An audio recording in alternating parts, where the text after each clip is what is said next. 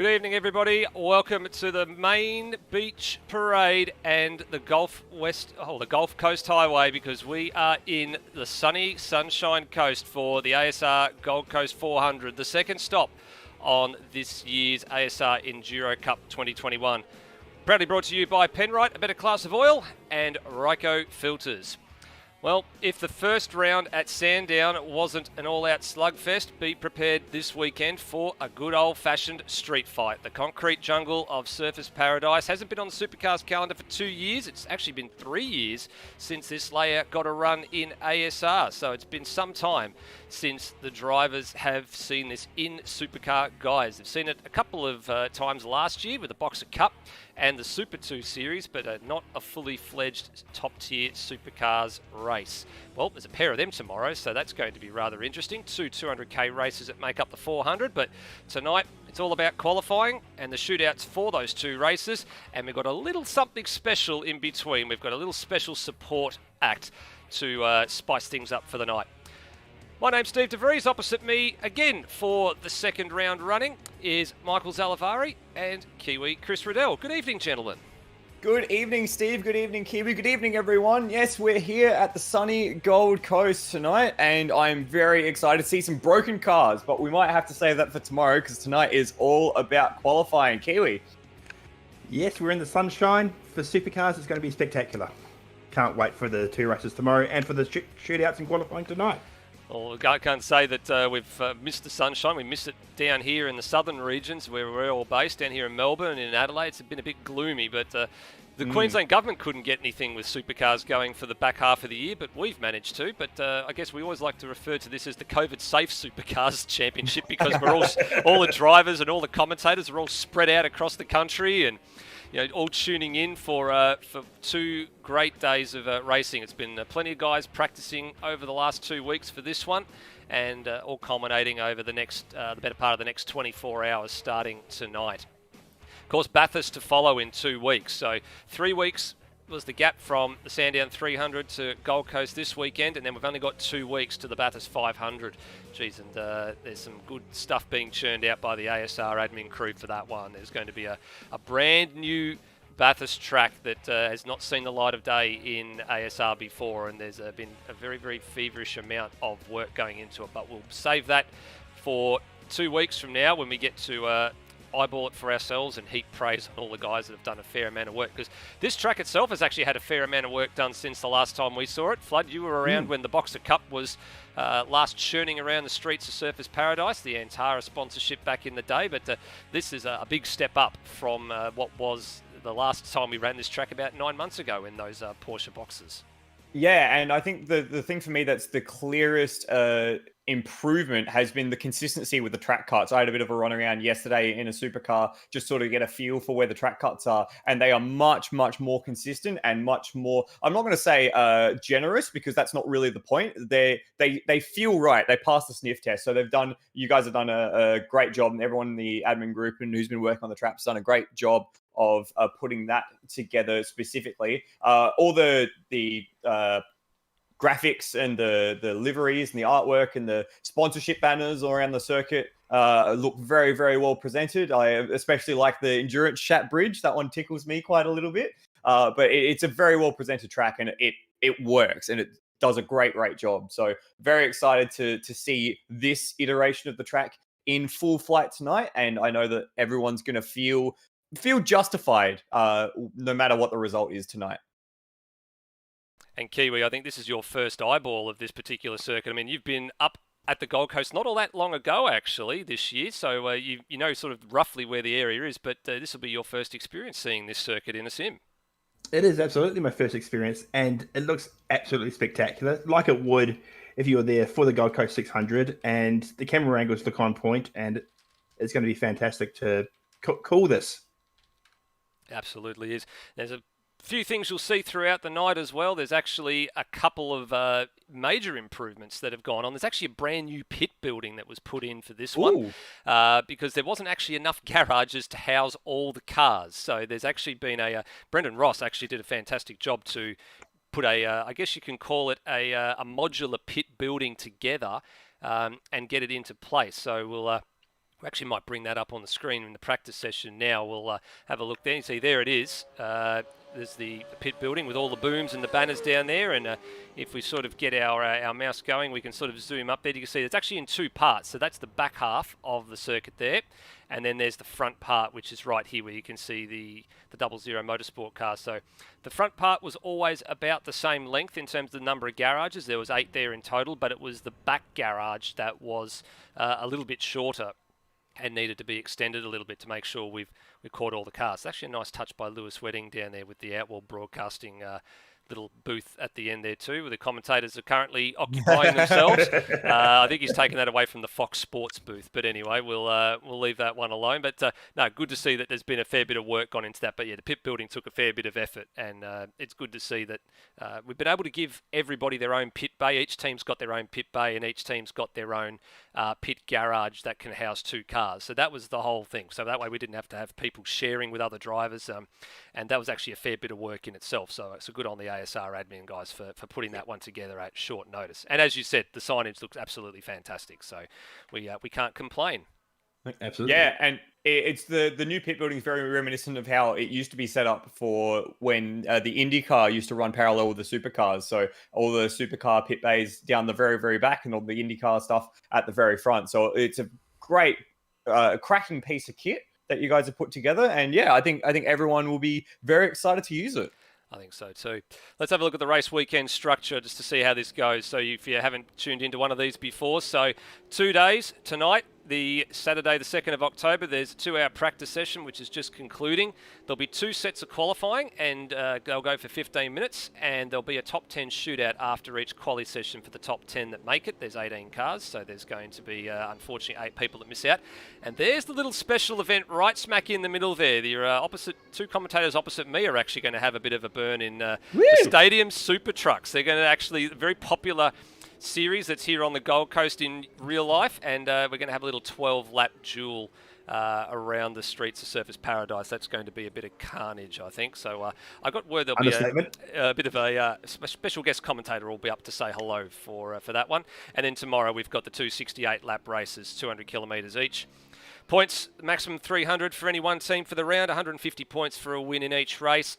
And you see there was the driver minimum laps of 28 laps per race. Each driver has to do to be classified, and they've also got to do the minimum 80% distance and see the checkered flag to be classified, which is 55 out of the 68 laps in each race. So there's a fair bit of work that some of these drivers are going to do tomorrow, and I think we can probably say this now, gentlemen, there will be safety cars. There absolutely will be. There's nowhere around here where it gives you a break. If you have even a momentary lapse of concentration, you're going to find concrete. Your car's going to be in bits. You're possibly going to have someone hit you, and the safety car is going to be out. So managing those safety car with your pit strategy is vital for the races tomorrow. And to compound that as well, it's with the longer races, with the curbs, with the concrete jungle that is the Gold Coast. Expect to see a lot of fatigue mistakes late in the race, especially if guys are doing a double stint towards the end. We've seen that in the real example of Supercars, and I think especially in the sim racing example, even though the races are slightly shorter, they are still long hauls, and bouncing over these curbs, being consistent every single lap. It's not as easy as it sounds. In fact, it's bloody hard work. So yeah, expect to see some carnage at some point in the races tomorrow. Yeah, spot on. There will be some sort of accident at some point that actually triggers the safety car, and the real question will be around strategy and how that affects the driving times, because I've been told that they can actually get about 21 laps on fuel, and that's green flag running. So if you need to get to your driver minimum of 28, where the safety car comes at is going to be really crucial about driver changeover points if you want to get somebody in and somebody out, and how you slice and dice that strategy. Because as it sits right now, hypothetically, if there was green flag running all the way through, which we know is probably not going to happen, you're going to have to stop 4 times to make it happen. So you might be able to try and save a bit of fuel in some of those safety car periods, or you might try and take the gamble and do something a bit different, but that'll be something we have to slice and dice a little bit tomorrow. While we are waiting for qualifying to get underway, we won't have a look at the track overview. We'll do that a little bit later on with a bit of luck. We'll have a look at the team's points and see how things stand after the first full round with, thanks to Penrite, a better class of oil.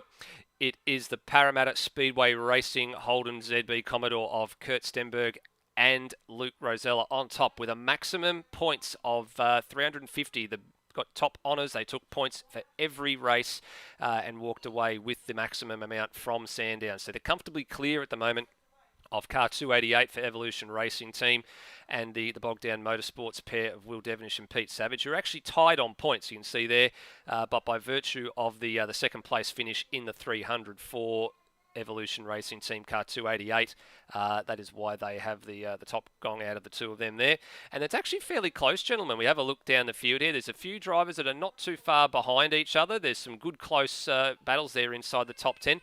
Surprise packet for me. I think we probably were very surprised as to how these guys went. The first of the Fords, the Hans Brunswick and Lachlan Burke pairing in the AAR number 44. They did quite well at Sandown and are positioned rather nicely at the moment in 4th place.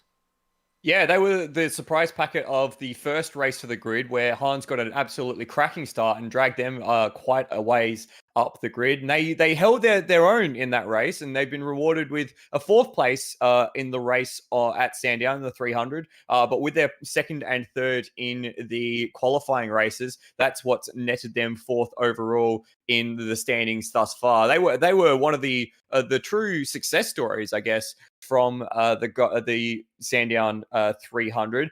Someone who I think is missing from that list, though, or so they would feel like they're missing from that list, is John McDonald and Ben Hall. They were positioned quite nicely in the top 10 at the end of the last race at Sandown until a last lap engine blowout saw them fall all the way down to the last classified finisher in 18th. So they are quite a ways away from where they would want to be. Maybe where not quite where we would have expected them to be. I think they were punching a bit up their weight to be in the top 10. But all things considered, it's very tight grouping of cars after the first round. Yeah, I tend to agree that they're probably missing out there. Kiwi, I'm sure you probably agree that the McDonald and Ben Hall pairing is probably the one that probably deserved to be on that top 10 list there after everything that went on. But unfortunately, someone has the hard luck story, and it was them of Sandown. It was them indeed. And I think the other hard luck story was Tim Redmond as well. After his stellar drive for that pit lane driver change to go awry on them, and they've absolutely... They're DNF from the first race from a good recovery drive and a good first position as the cars are on track. Absolutely. So you're right. So it's qualifying time. Steve Burko leads them away. Let's get it underway. So qualifying number 1. So 15 minutes, unlimited laps. They can do as many as they want.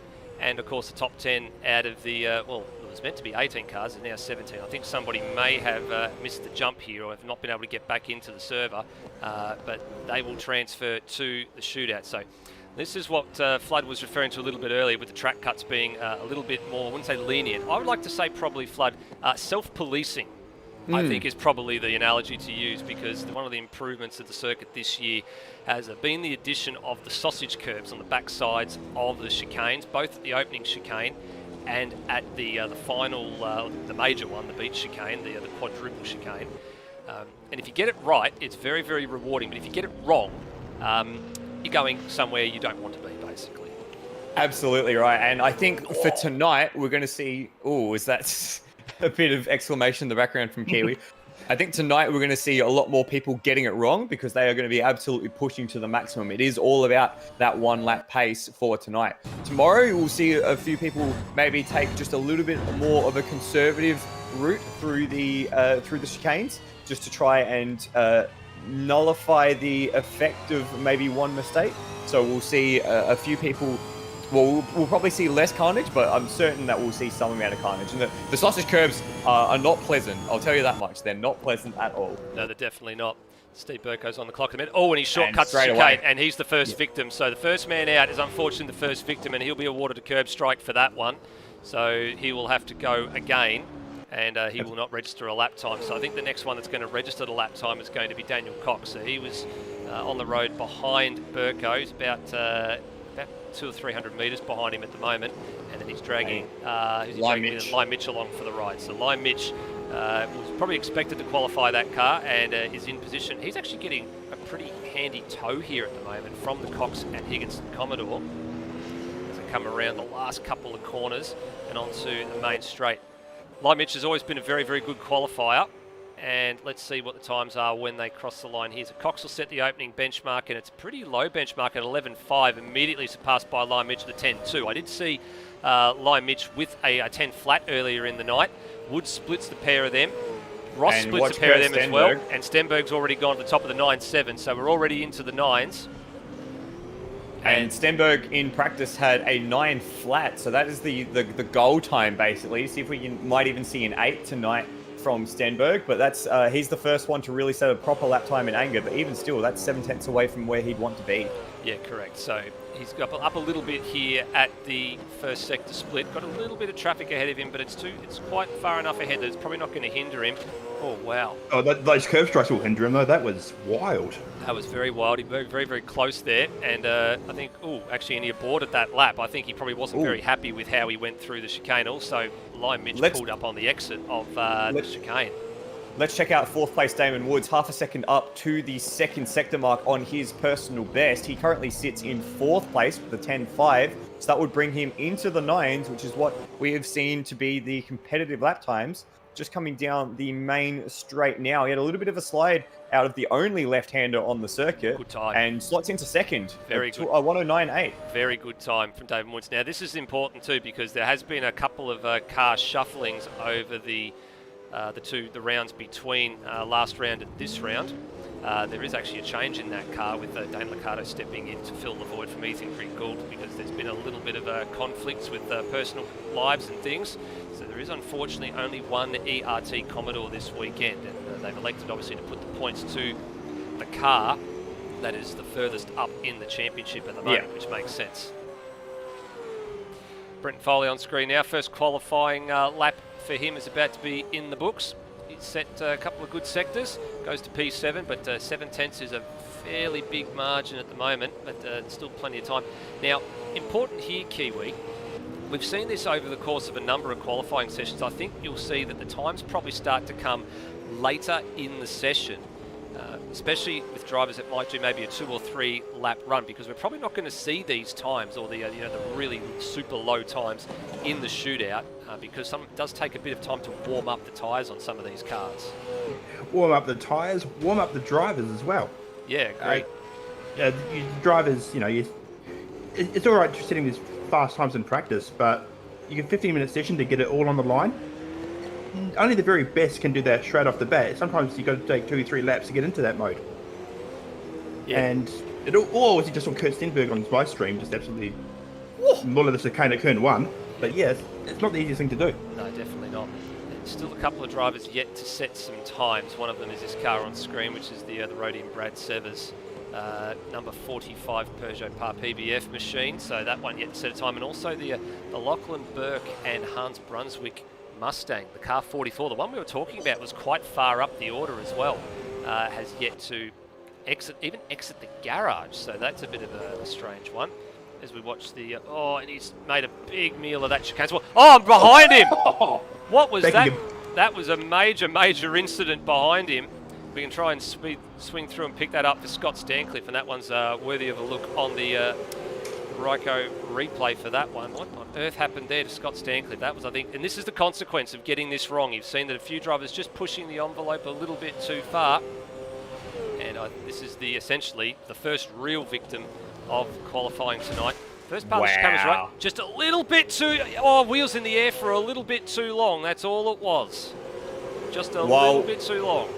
While we were watching that, we have had a brand new pole time from Kurt Stenberg, a 1:08.9. I was on board with that lap, and by golly gosh, he hung it all out at the back chicane, the big chicane. He had almost all 4 wheels in the air, clattering over the curbs, but managed to hold it together. So we are in the mythical 108 land, ladies and gentlemen. We certainly are. And that will be extremely tough to beat. Now, I don't think they'll probably need to go out again after that. They'll probably park the car and just save it. But actually, when I'll say that right now, he's gone out again anyway.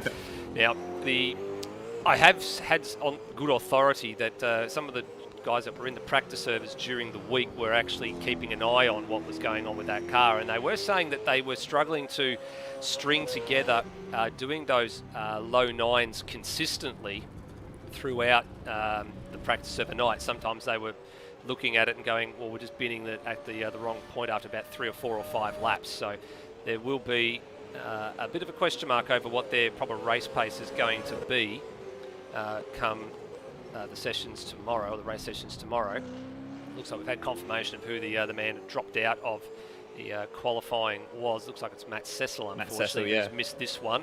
And Hans Brunswick is saying that his teammate Lachlan Burke has a problem, can't get into the driving view, so he's not going to be partaking in qualifying 1.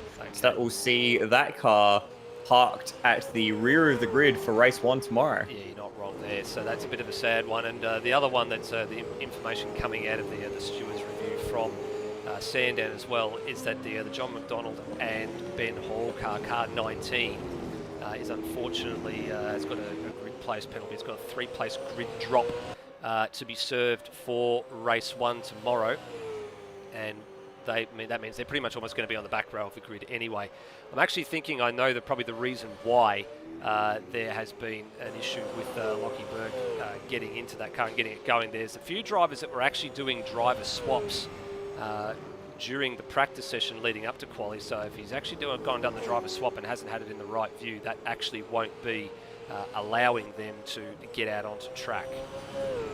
It's a bit ironic that it's the two Napa cars that are the ones with the problems from different stables in today's in this series kind of teams. What am I talking about? 2 different teams with the same sponsorship on both cars for All Australian races and for the other one, which is AP Simsport. Kind of ironic that they're going to be starting from the back row in race 1 tomorrow. Yeah, a bit ironic there. There's a bit of a change in this car on screen as well. So Termo's unfortunately had a couple of personal things to deal with on tomorrow, so he won't be able to take the race. But Brock Harvey's has been roped in to help pilot car 51. By all accounts, he's actually not doing a good job, but he did take some convincing, apparently, to come around to the idea of driving a Ford. So when we actually go on board, you can see here they've actually gone and done a special dashboard just to help encourage him to actually drive the car. It's a bit, what's the right word for it, gentlemen? It's a bit bright. It's a bit bright, just a little bit. Yeah, just a little bit. This is the brand you should be driving, mate. Yeah, a bit distracting, I think, is probably the right word for it. No, it's beautiful. It's absolutely what you want to see, truth be told. I love a bit of in-team banter. It's great. Imagine having a rig in and just bantering them in the car that they're filling in for. Hey, gentlemen, while we've been bantering around, Will Devonish has just hit a top of 109.1.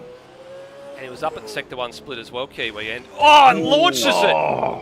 launches it through the curbs, and he will definitely probably backing that one off, I think. Yeah, and he has. So I was keeping an eye on that Kiwi too. You're absolutely right. He has gone to the second place position there. It means he's in the shootout. Well, he's comfortably in the shootout. Top two are well over, nearly 8/10 clear of everybody else. So they're comfortable. They actually don't need to be going again, but they're going again.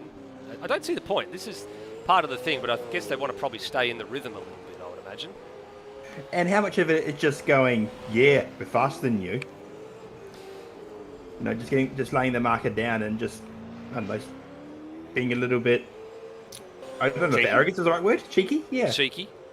I think Kurt just likes doing laps. I think he'd rather just be out on track doing laps than parking it. I mean, there's no cost in doing extra laps, so it's not like this is real racing where there's consumables and tires and, well, there are tires that degrade, but you're not throwing away bits of the car, and even if you crash it because you're going too hard, it's just pixels. So you do have the luxury to just be able to go out and just absolutely fang it every single time if you want to. Well, let's have a look at the top 10 as it stands right now with Steve Burko on another lap.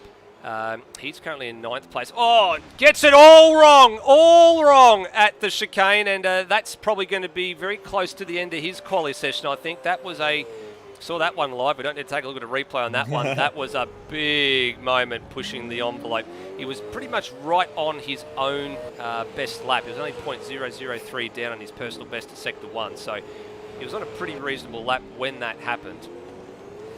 Let's actually go back and have a look. We're about to say, so this is the man who's currently the last man in the 10 at the moment, young Braxton Stancliffe, who's doing both qualifying sessions from what I understand tonight. He's got Josh Andrews going to reprise a role in the co-pilot seat for car 187 for the Penrite. I'm just going to interrupt you quickly, Nether. Sorry. Kurt Stenberg is about to improve on his 108.9. He's 3/10 up to the second sector and very, very quick in both sectors. Purple to the first and second sector. He's coming to the line now, and it is a 108.7.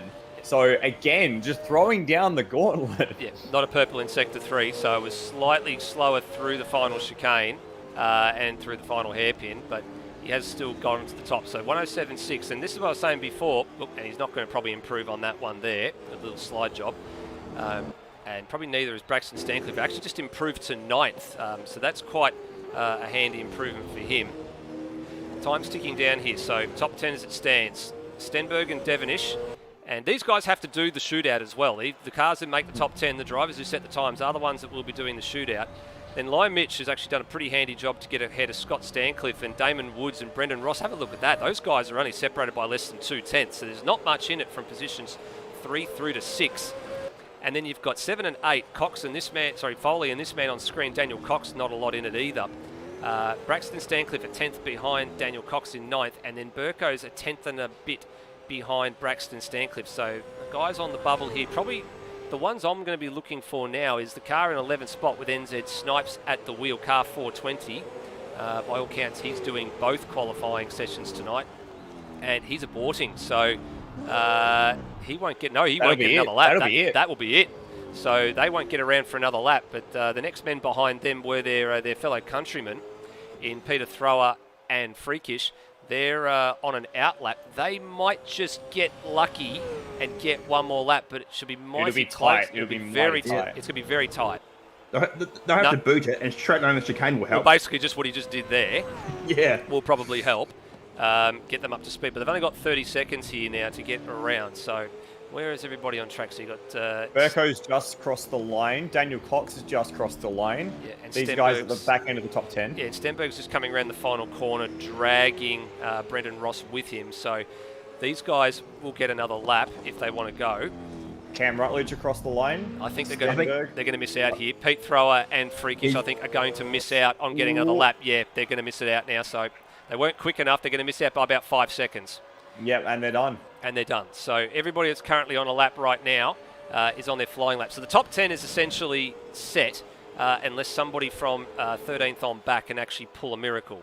And the only one who's on a lap at the moment is Cam Rutledge. So we'll track his sector times at the moment. He just set a 20.1 to the first sector, which is not a blistering lap, but it is around about what Steve Burko has as his lap time, who is on the bubble at the moment. He is. So around comes Rutledge to the second sector split, and actually is now down on the PB. So he was up on his PB at sector 1, down at PB at sector 2. So I don't think this is going to be good enough to get car 51 into the top 10 shootout.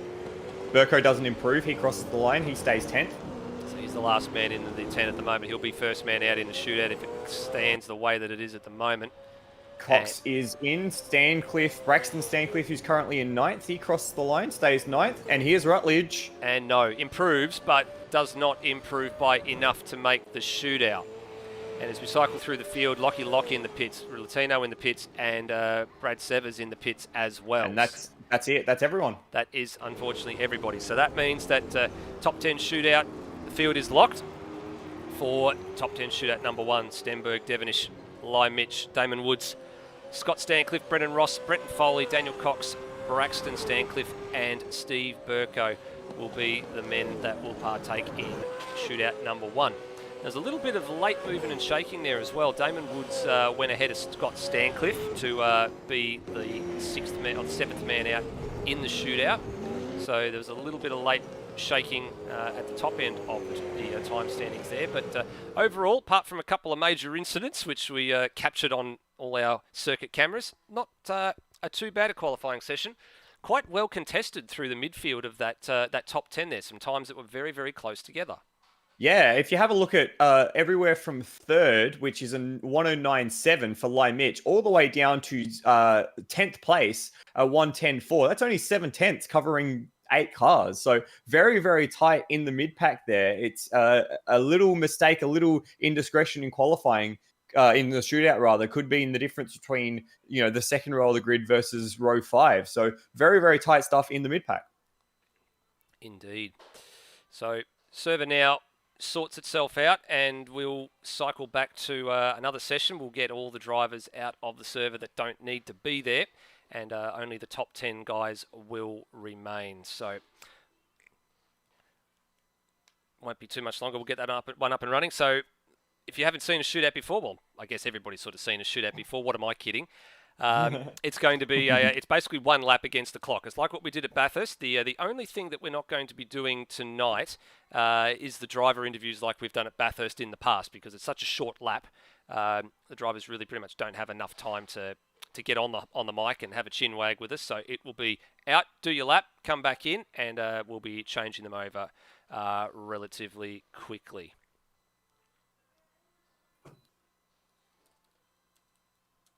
I think we're in for a pretty solid shootout. Don't you guys agree? I think so too. Yeah. It's going to be pretty tight at the top. If Stenberg can do what he just did again in the shootout, I will be absolutely amazed. I wouldn't be surprised. I'd be amazed. But if he makes any sort of mistake, Devonish and Woods and Stancliffe are going to be absolutely straight on top of him. It looks like everyone's in their right position. So just for as we're getting set up, we'll take you through the drivers who did not make the cut and their positions. So of course we know that Hans Brunswick and Lachlan Burke, they couldn't get into the car, so they will be starting from the back alongside Matt Cecil and his teammate Taipan, who had a similar problem. And as well, Ben Hall and John McDonald did not take part in that qualifying session. They had a 3-place grid drop regardless, but they chose not to take part as well. So they'll be, I think that puts them at the very back of the grid, because they'll take a 3-place grid drop and that will move them further down. So they'll sit at the very end of the grid. And then from the back end up, it will be Brad Severs and Rhodey in 16th place. RSM Latino, Lachlan Locke, Cam Rutledge, Peter Thrower, and NZ Snipes were the cars that missed out on that qualifying session. Only one Nissan in the top 10, and that was the Nissan of Steve Burko, right on the bubble. So not a great showing for the Nissans if you're a Nissan fan, but only the 2 Mustangs in the top 10 as well. Yeah, pretty much a Commodore-dominated grid, I think, isn't it, to Kiwi? And yeah, sadly for me, being a diehard Ford fan, but it's just a series that shows what those top guys can do in the Holdens. We shouldn't be too far away. So first driver out will be Braxton Stancliffe. Steve Burko. It will be Steve Burko? Yeah, Steve Burko will be the first man out, along with Braxton Stancliffe behind him. Mm-hmm. Okay, cool. We're just waiting for these guys one at a time. Yeah, we are just doing a little bit of jockeying here as well, just to make sure we get everybody through, and making sure that everything is all set and ready to go. So there's actually just been a little bit of an extension to the qualifying time that they're actually sorting out now, just to make sure there's enough time to get through the shootout. Little small oversight there, but Roddy's just getting himself organised so he knows what's going on. He's actually going to be the car controller. It's a role he's reprised on a couple of occasions to get the cars going. So he'll release them one by one. I'd imagine he's just going over to asrleague.liveraces.com at the moment, just to make sure he gets the shootout order, so he knows who's going to start and who's going to end. And he's actually got a specific interval at when he needs to release those cars from the grid, actually from the pit lane, sorry, I should say. And away we go. So we'll tick it over to qualifying for the shootout, and I'd imagine we won't be too far away from getting for this one. So I think safe to say, guys, I think the front row is looking very, very handy for car number 2 at the moment, judging by the time that we saw in that session. But the track tends to get faster and faster and faster as the session goes on, but I probably don't think we'll see a replica of that time a I think we'll be hard-pressed to see a replica of that time from qualifying just a few moments ago from Kurt Stenberg. I tend to agree because that time came fairly late in the session. He'd done a good number of laps prior to that. Shootout is so different. You have one lap to warm up your tyres, warm up your brakes, get everything ready to go just how you want it. And replicating a fast time like that in one lap is so bloody difficult. Don't you agree, Flood? Yeah, it would be lap of the gods stuff if Stenberg's able to replicate that in the pressure of the one lap situation of the shootout. In saying that, though, he did set that lap on a shootout simulation run. So it'll be interesting to see whether he can replicate it. I'm more interested in just throwing it out there at the moment to say a track cut just completely ruins your lap. So there is the double-edged sword here. In the qualifying session, you have 3, 4, 5, 6 opportunities to maybe set that lap time. In the shootout, you have one lap. And if you get a track cut at turn 1 or the beach chicane, that is it. You start from row 5. So I'm not sure what the correct strategy here is. Nether, if you were behind the wheel of one of these things, as we're watching Steve Burko make his way around the circuit right now, would you be trying to replicate that 108, or would you be just taking the edge off it to make sure that you get a lap in? I'd take the edge off it a little bit if it was me. Kurt Stenberg has the luxury of being the last man out, so he knows what time he has to achieve. For some people, that means they thrive on these sorts of things, and they can just go out and set an absolute blinder. For some people, they'll just take the edge off it and just maybe try and keep it clean and see if they can advance 1 or 2 spots. For these guys, it's a little bit of something different as we have a look at what is about to go on. So the shootout, one-timed lap, and this will be the starting order for the top 10 for race number 1. The rest of the field from 11th on back is locked in. But for these guys, as you said, if they get a track cut, they start row 5. At the moment, they're on row 5 anyway. So these guys have got everything to gain by throwing a little bit of caution to the wind and really nothing to lose. Burko heads into turn 1. Nice and smooth, over the curbs, a little bit of air, that's not too bad. And now down to the hairpin on the nice line, and now powering out of the hairpin up towards the beach chicane.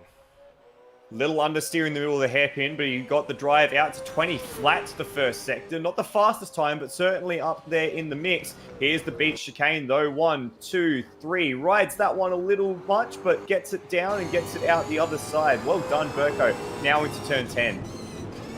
Now this is all about controlling the car through the slower sections. Gets it nicely through onto Breaker Street. Little jink to the right, heart of the brakes again. Gets really close to the inside wall. And this is one of the complicated parts of the track. Ooh, a little nervous there. Looked very nervous. There's a lot of curve as well. And now we come around the final complex, which is incredibly difficult as well. And we're back onto Surfers Paradise Boulevard, or Gold Coast Highway. Looked pretty solid through there as we come across the line in a few seconds' time. What will his opening gambit be? 1:10.7. Nice lap. I think that's a very good opening benchmark for Burko. And as we said, they don't have anything to lose by being the last car on or the first car out in the shootout. So not a bad opener. And it was pretty conservative through the beach chicane, I must admit, fellas. So that was more about getting a time on the board and probably praying that there's going to be a couple of mistakes along the way. It was only 3/10 away from their time in qualifying as well for Burko. So he's certainly put in a respectable effort, and it remains to be seen whether or not that will be bested as a benchmark. Absolutely. Here's the young 14-year-old Braxton Stancliffe in car 187 for Penwright and Ryko. He starts a flying lap as well. Again, at the moment, he's on the back row of the top 10, row 5. Again, nothing to lose. Everything to gain. Gave the wall a bit of a rub on the run into turn number 1, so he got that all wrong. That upset his rhythm going into the first couple of corners of the circuit. Would have given him a bit of a scare there, fellas. I don't think he would have intended to rub that wall, but he just got his approach to turn 1 all wrong. And I think he's picked up a track cut. Yeah, he has. Yeah, he's flashing the tyres that time, so he's just got to continue around. So that is unfortunately a curb strike for him. That means he would have taken too much curb at turn 1, and the little automated system would have said that's a no-no. And unfortunately for him, that means that he's going to be starting on, at this stage, it's going to be row number 5. So had nothing to lose and everything to gain like Steve Burko did, but unfortunately for him, that means that that's no good. So he'll be happy just to be in the 10, I think, so that's important for them. They've got a good starting position for the race tomorrow. They've only lost one spot out of it all, to be honest with you. So this is what Burko was probably would have been praying for, that there would have been somebody that came along, made a mistake, and it's gained them a spot. So immediately that's a one position gain for car 7 as Braxton brings that one back to the lane. And honestly, not even a little bit surprised considering that little touch on the wall. Absolutely unsettled the car, arrowed him way too far towards the turn 1 apex. And as soon as you go over the curb, I was expecting it straight away. There's just no leeway on that first curb. You really have to be careful about getting around to the left of that to the right of that first corner. So unfortunate for Braxton, but hopefully we'll see him do a better job in the second shootout tonight, assuming, of course, he gets that far. Absolutely. Third man out, Daniel Cox. The split livery design, much the same way we saw the Pleb Sim Sport car last year in the 500. This one's got a combination of things on the side. It's got Daniel Cox designs down one side, Higginson Media Engineering down the other. Car 00. And this man's not been too bad. He's been a pretty quick peddler throughout the practice sessions this week. Nice square approach to turn 1. Rides the bumps beautifully through the opening chicane. Very well measured. Very nice. Yeah, very well measured. And again, going down the same avenue, probably that Steve Burko went down. Just trying to get a nice, smooth, consistent lap together. And through the second sector split, well, the first sector split rather, he's a quarter second down on car 7 already. So a little bit too tardy. How does he go through the beach chicane? Little bit more aggressive. Thought the car was going straight through at the third point there, but he gathered it up and runs down toward Breaker Street. Right on the rev limiter as he brakes towards Breaker Street. Very, very angsty in the middle of the beach chicane, though. Get the second sector split time, and he's half a second away. It looks smooth in the first sector, but the pace just isn't quite there as he comes through the final complex of corners. Coming through the final hairpin now.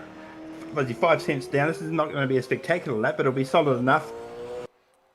And now it's all about the power. Can he maintain his position, or will he drop down a couple under the Australian Sim Racing Bridge? Cross the line at 1:11.603. Yeah, lost time in all 3 sectors there, so that's not going to probably sit well. But at the end of the day, they're in the shootout, they're in the top 10.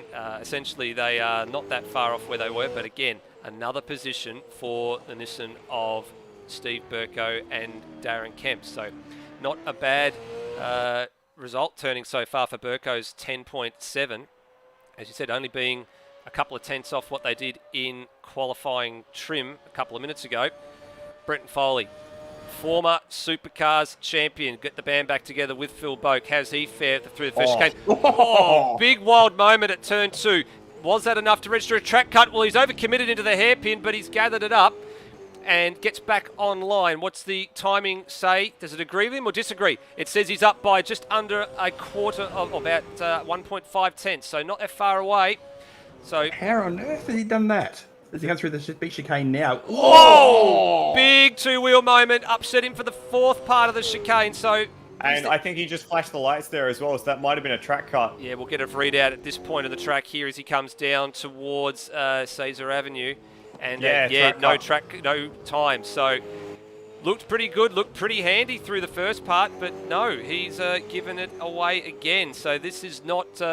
This is going according to plan. It's all coming up car C7 Motorsport at the moment. They've gained a few spots out of this, and some of the more seasoned veterans have come a cropper at the back chicane, or they've come a cropper at the first part of the circuit, and Foley brings car 074 to the lane. So. Wow, that was a wild moment. Both chicanes, actually. The fact that he got through the first chicane without a track cut was impressive enough in itself. That second one, that huge two-wheel moment in the middle of the chicane, there was no way he was going to be able to gather that up. And yeah, the proof was in the pudding there. And the pudding sees him for at least a 9th place start for tomorrow in race 1. Well, here we go. We're already halfway through the field now, and I keep saying that there's been 3 good things to come out of New Zealand: Sheep, Sheehat, and Scott Stancliffe, because he's been one of the best qualifiers there was in last year's Super 2. And let's see if he can put a nice time on the board here. Beautiful air through the first couple of chicane. Very, very tidy. And very tidy through the hairpin as well, Kiwi. Very tidy. Love the fact you love Sheehat too. Across the first sector time, 2 tenths up. That's a pretty good opening sector. Coming up to the ballet section now at the beach chicane. This is where a lot of the cars have come wrong. Oh, a lot of two wheels. Oh, he's blocked. how's he held on to that? And he almost threw it away there on the wall at turn 10 as well. So really pushing the boundaries hard, but he's still going on with it. So this means that he will have a time on the clock. He hasn't registered a track cut. He's gone to from 2 tenths up to 5 tenths up. So How? It was all about that car control in the middle of the beach chicane. It looked spectacular, but he actually had everything under control very nicely. Slides it on the entry to the final corner, picks up the throttle very, very early. This is going to be a great lap from Scott Stancliffe. This is going to send him to the provisional pole, surely, as he comes down in front of the pit bays. What is the lap time? It is a 1:10 flat. Very nice. Wow. Very nice from the Flying Kiwi. Tim Redmond will be in the live chat. He'll applaud that. He'll stand up and applaud good work. So that's only the third time out of 6 cars we've seen so far. And very, very beautiful bit of ballet dancing, I think we can call it, as you said, Flood and Sendo Kiwi, right through the all parts of the chicane. So very, very nice job for car 718. And a good time. That'll take a little bit of effort. And you can see Damon Woods really putting in the effort to try and get some tyre temp in throughout this lap. He hasn't started the lap early like a lot of these other drivers have. He's leaving it right till the very last minute. Yeah, he's probably the most aggressive I've seen of all the tyre warming so far. Now he needs to get on it. Yeah, he's taking a really wide line too. So this is a little bit of a different approach to how everybody else has attacked this circuit for the 1 lap dash. So 7th man out. Has all that car preparation been for good value? Big wide approach to turn 1. Bit of a lock up there. Gets it flowing through the chicane. Very, very nicely indeed on the stops for turn 4 and gets it stopped. So this might be a good time when we get to the first sector split. Let's have a look. It comes up now. Fractionally away from Scott Stancliffe. Car looks very nervous, very agitated on throttle application and on turn-in through the beach chicane now. Oh, he's hit the wall. He got it wrong. Yeah, he's whacked it, and that's damage. That's big damage for car 288. So he'll keep going. Puts a time, as long as he hasn't got a track cut and he puts his time on the board, he's going to be at least starting ahead of all the cars that haven't registered time so far. But the question is, did he get a track cut for that little incident? We'll get a time in a second. And the answer is no, he didn't get a track cut, but he's 10 seconds down. So importantly, crossing the line is going to at least start him ahead of at least 2 or 3 other cars. Yeah, it was a big crossed up moment in the middle of the beach chicane. Just got a little too much of the rear wheel over the curb at the 3rd apex, and it speared the car hard right into the tyre barriers. If this was the real deal, that car would not see the light of day again. But the privilege of sim racing is that even with that damage, Damon Woods can come to the line and set the 4th fastest time so far this session. Absolutely, 4th fastest time. Now we turn to a man who owned pole position in Super 2 last year, Lime Mitch, All-Australian Races, car 13, sharing with Ujit Mishra. What can this man pull out of the bag? He was 3rd quickest in quali, and 4th quickest in quali. Away he goes. Coming to the first chicane, very smooth. Ooh. Whoa! He hit very solid. He's actually hit the wall on the outside. Is that going to put pay to his in the hairpin? He's actually missed the apex for a fair margin, as well as a result of all that contact. So that could cost him a bit of time.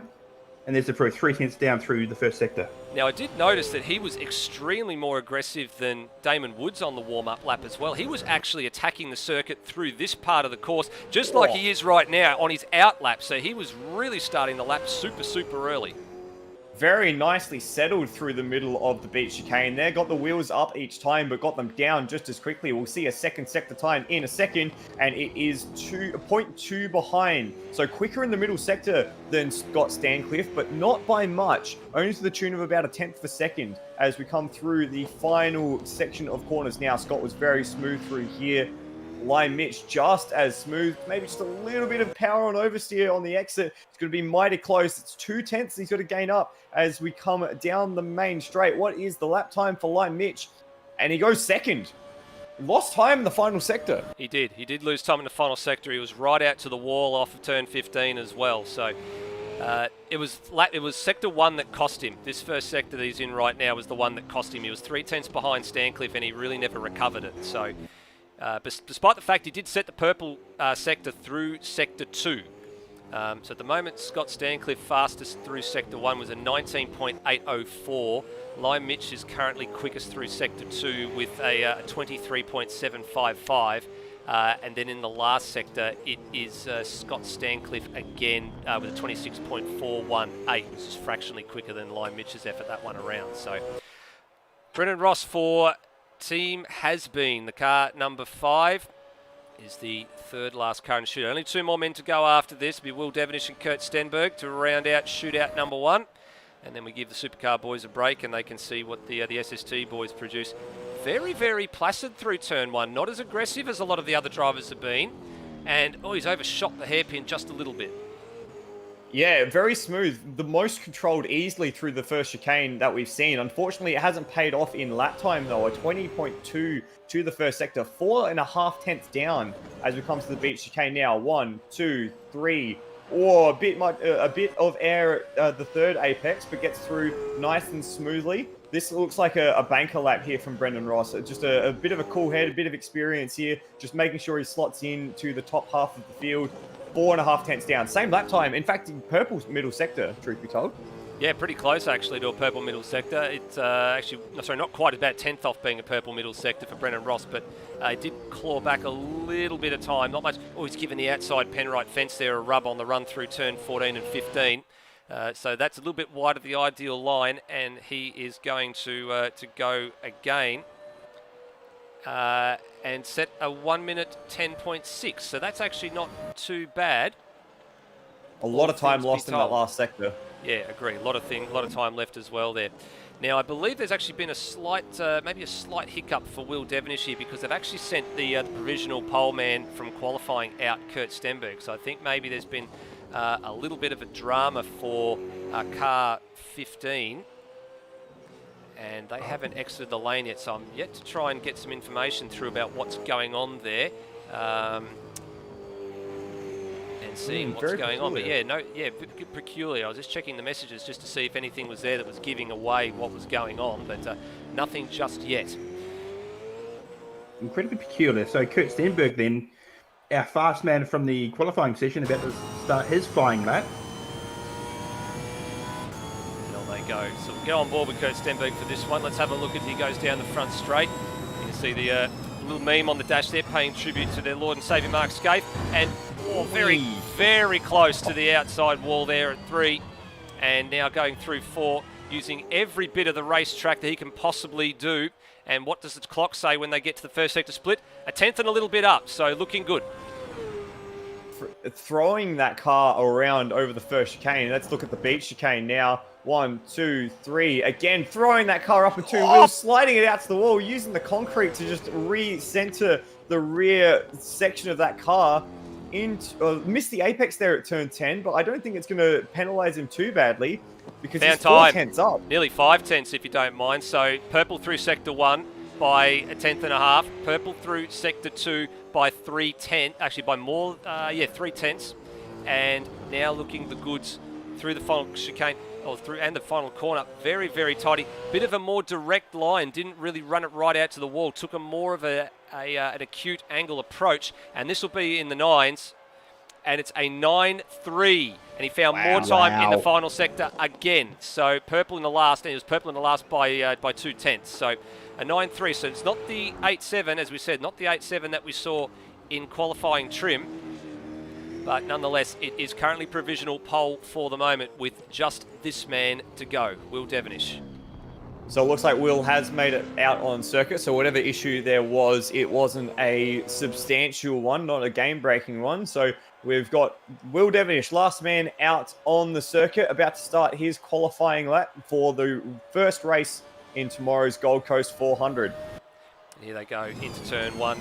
Let's have a look. Riding the curbs.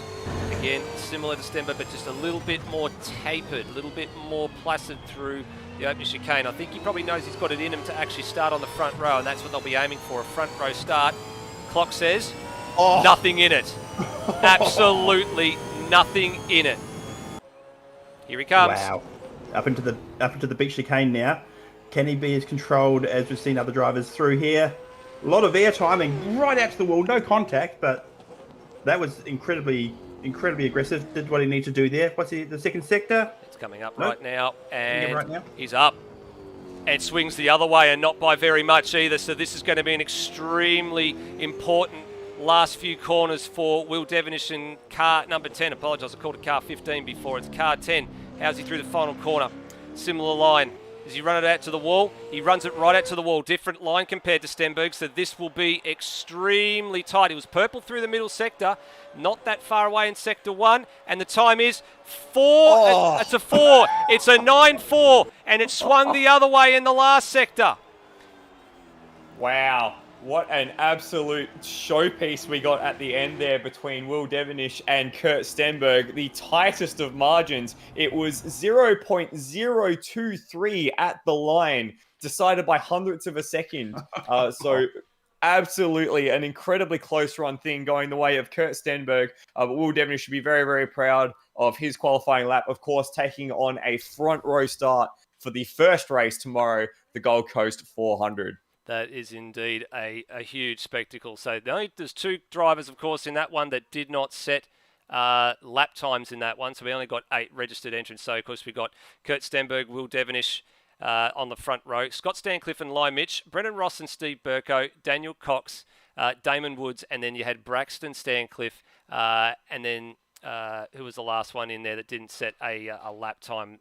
Brenton Foley is the other one. So we'll have to try and work out how they're going to police that one. I think probably as by virtue of Brenton Foley being the second man to not make that one work, that he is probably going to be starting in the opposite standing point.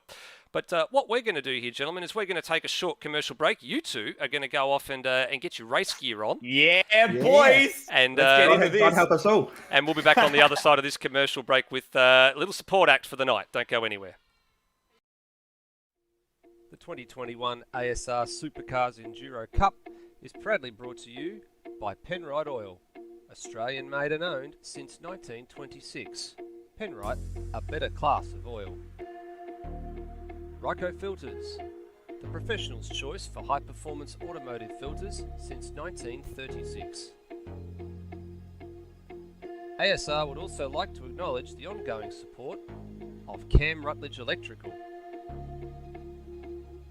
Matt Harvey Repair and Tune, Endurance Chat Media, Beyond Electrical, and Smith & Sons Renovations and Extensions.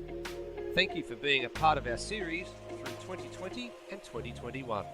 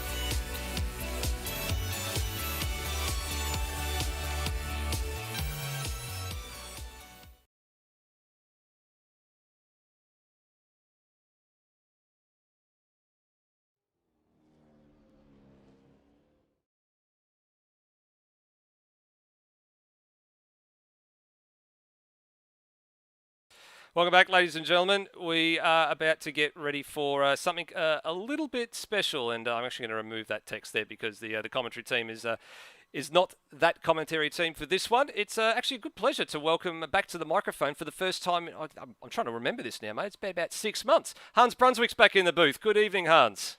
Oh, always a bit too long since the last time, Nether, but always a pleasure. Great to be back. It is. You've actually been doing a little bit of driving yourself, not only in the Supercars Enduro Cup, but you've also been doing a little bit in the real game, main game as well. You've taken over from Rody this year, so the roles have been reversed for the better part of the last 2 or 3 rounds. I'm sure it's going to continue for the rest of the Supercars series when we pick it up again at Pukekohe.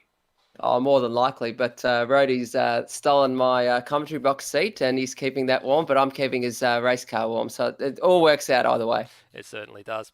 Now, we've got a little bit of a special treat for you all here. We've actually got the very popular thing that normally happens on the Gold Coast in real life. It's the Stadium Super Trucks, and it's going to be a 12-lap affair. There's going to be a random competition caution in here as well. Brenton Foley is going to drive the safety car for this one. And it's very important now. We have a look at the starting list for the Daniel Cox Designs Stadium Super Trucks. And you can see there your entry list. Important to note here, Hans, the man whose name is on the title sponsorship for this very special little support act, Daniel Cox, he painted 19 liveries for this one. And all 19 liveries got picked up. I noticed there are a couple of drivers that maybe may not have been able to make it due to some late-minute commitments, but it's good to see that every single truck had been picked, and with a bit of luck, every single truck, or very close to every single truck, will be out there. Yeah, fantastic job by Daniel Cox to paint all these liveries, and they all look absolutely pristine. It looks fantastic, and great to see a full grid, or what we should get close to a full grid. And hopefully we can see them all make it to the end, because it's probably going to be a little bit of chaos between the start and the finish. Yeah, there definitely is. And the guys have just been given the 5-minute warning just to say we're not too far away from going live with this one. And it's a little bit of something different. So there's no formation laps. There's no qualifying laps. It's actually going to be a bit of a random grid draw. So it's going to be a bit of an interesting thing. You've probably seen the Stadium Super Truck layout in real life. And when you look at how the layout actually goes, there's a couple of grid rows that have actually had to have been moved backwards to accommodate the super trucks as everybody just sort of gets themselves together. I think we've actually just got the last man getting in now. Now, this is where Kiwi Chris Riddell and Michael the Floodman Zalavari have actually run off to. You can see their names there, cars number 11 and cars number 17, the WEC Endurance Chat machines. There's actually 2 of them. There's 2 slightly different liveries. It looks like we've pretty much just got about everybody ready to go, and we'll be not far away from advancing. But I think, Hans, the thing I'd like to probably say with this is what target is to Target is this thing is going to be carnage to carnage. And I think I could see one already absolutely. with people on their roofs. Oh, this is going to be absolute chaos, and it's going to be fantastic. And what a great way to break up, I guess, the seriousness of 2 qualifying sessions with a little bit of something like this, but it's all entertainment and it's all about putting on a show. So we're going to see cars, obviously, 3-wheeling out of corners, which is probably my favourite thing about these Stadium Super Trucks. And they sort of look like Australian touring cars back in the day, very softly sprung, live rear axle. And obviously the best way to get the live rear axle to keep it on the ground is to just basically have no camber and just keep the thing as soft as possible on the attachment to the chassis. And we're watching Darren Loughnane on screen now, the Matt Harvey Repair and Tune Stadium Super Truck. Again, like, fantastic job with the deliveries that Daniel Cox has done, and just showing how far you can go, how far you can hit the nose without nose planting it and flipping over. Yeah, you're not wrong there. He's at a fair old moment through there, and you can see all the temporary chicanes that are in there as well. So he's giving you a pretty good bird's eye view of how this layout goes, and that's actually a much better jump through there.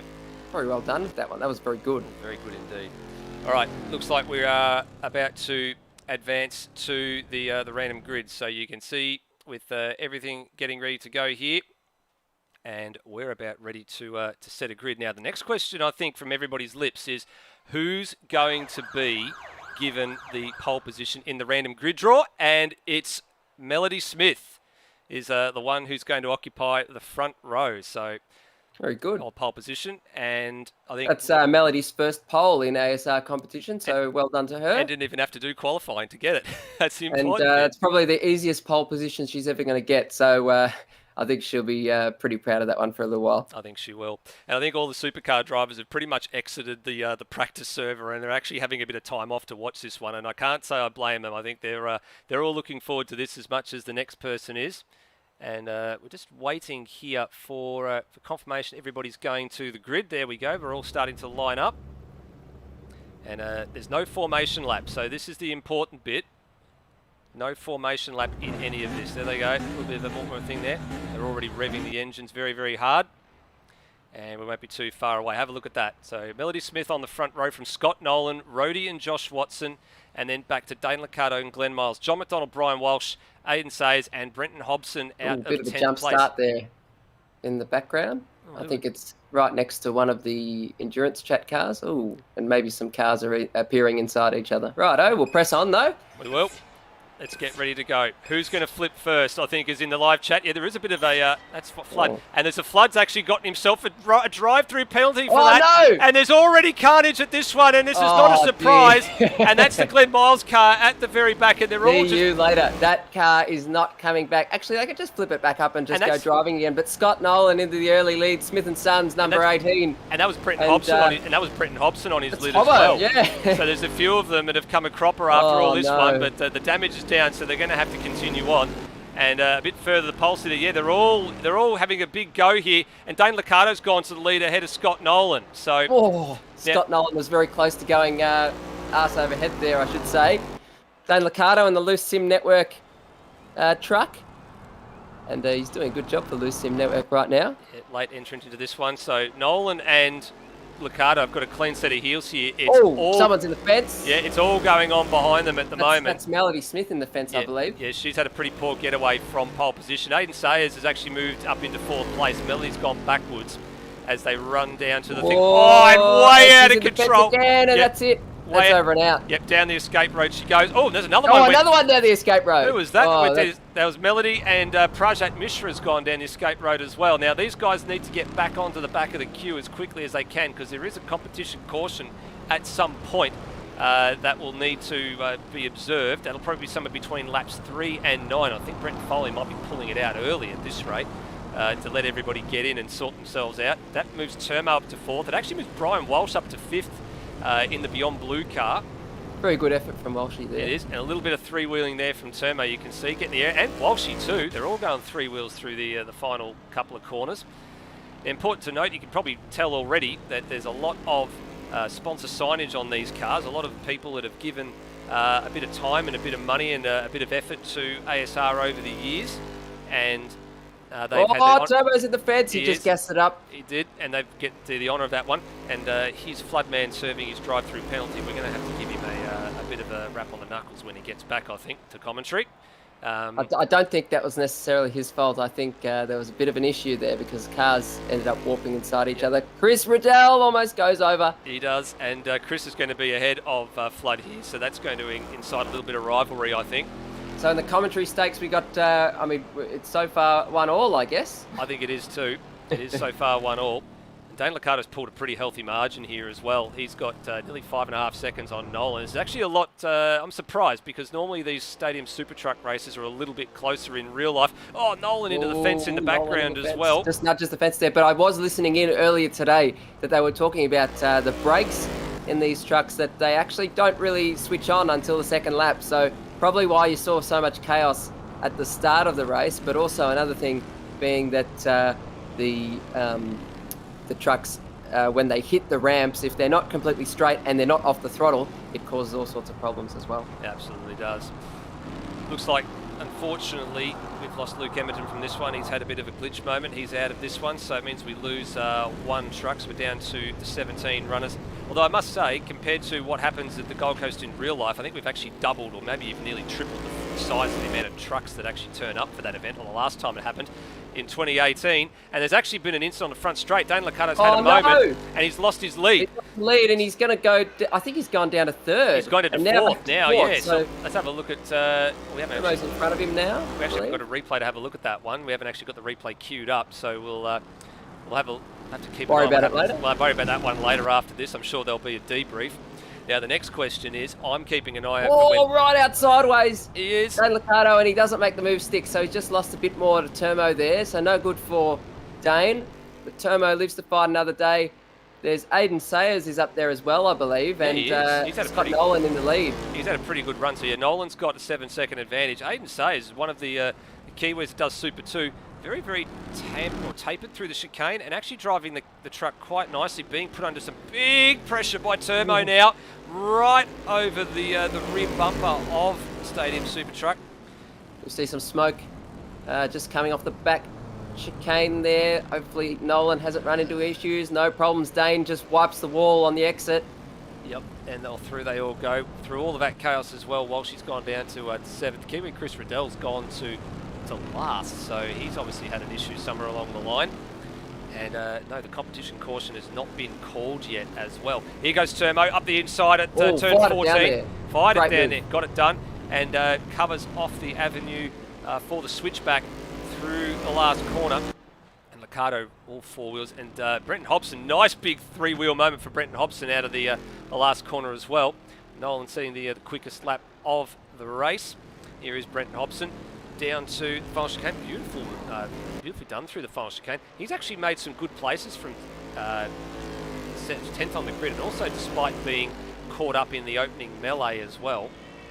Just on the fastest lap of the race as well. He has. No. Yeah, he has. Yeah, there you go. So fastest lap of the race for Brenton Hobson, but also notwithstanding the chaos on the starting grid, he's actually doing a really good job. So Dane Liccardo makes a move on Aiden Sayers. Yep, a little Does bit. he get down there? Yeah, he did get I it think done. he got down there. That's a very good move as well. He has, and I'm not sure if it was a little bit dirty or not, but there was a bit of car contact down there at the hairpin, so that's actually just ahead of these guys. Oh, someone's just gone over into the catch fence. That was 6th place. That was behind Brenton Hobson. I can't tell who it was. Josh Watson in a Beyond Electrical car. Josh Watson, that's right. So Josh Watson, hashtag not last. He's not last at the moment, so he's doing a pretty good job. And that Liccardo! No, Liccardo on his lid after the jump there, so I reckon he's actually jumped into the fence and rolled the car there. Disaster for Liccardo. He's doing a good job. He was doing a fairly good job, actually. Let's see if we can actually get that one on a replay. Let's actually have a look at what happened. Somewhat ironically, I've noticed as well, he is driving the loose Sim Network car, so... What do you do here? Oh, yeah. Oh, he had a big moment. Big oversteer moment. The car jumped sideways on him, and that was all that went on with that one. So he's back on his wheels, though. And off he goes again. And off he goes again. Still no competition caution yet. It's got to be called somewhere between laps 3 and 9. And Brent Foley is ready to go. I am keeping an eye on where he is at the moment. He's currently sat up in pit lane. As Turmo's fastest lap of the race, Turmo. He is. And actual fact, Kiwi Chris Riddell's actually just gone a lap down now as well. I think he's sporting a bit of damage there. Here he is, and into the fence he goes. Struggling to get it turned in. I'm thinking maybe we should have shortened the laps here, Hans, because we're only on to I know A over T goes the endurance chat media truck, and he's on his. See you later. See you later. He's sliding down the road, so he's still making up some ground, but now he's stopped. Back on his wheels again. Off we go. And he just went a lap down, as I said before, as well. So Josh Watson's going to have to get going there. Chris, I think you better come back to the commentary box, mate. Yeah, don't quit your day job, mate. No, just come back here. Now, I think the aim for Chris Riddell would have been to avoid going a lap down before the comp caution came out. So he hasn't, unfortunately, been able to do that. And I think he's actually, I was about to say, he was actually just struggling to find reverse gear. Yeah, he's on his way now, importantly. Brendan Hobson up into third, so he's doing a good job. He is indeed. So this is lap 5 now for these guys. And Turmo's actually just started to take a little bit of time out of Nolan as well. So this race isn't over, especially with the comp caution still to go. And Turmo down to the final chicane. Let's look at Nolan's last lap, because he's only just ahead. And lap for Nolan, 37.7. That jump there for Turmo didn't react too well to it, but he's still got it going. And Turmo 36.9 as Melody Smith's going through the lane here as well. So she's now gone a lap down. So 2 cars have gone a lap down. pretty disastrous for Melody Smith after starting from pole. And she just got a penalty. And she just got a penalty for and the leaving disaster pit lane. continues. Yeah, so there's actually no pit lane speed limit in these trucks as well. So you've got to keep it under the 40k per hour speed limit. Otherwise, you end up with a bit of a problem. There we go. Still in the lane again. Nolan within sight of Turmo now. Just in the background, there's Turmo.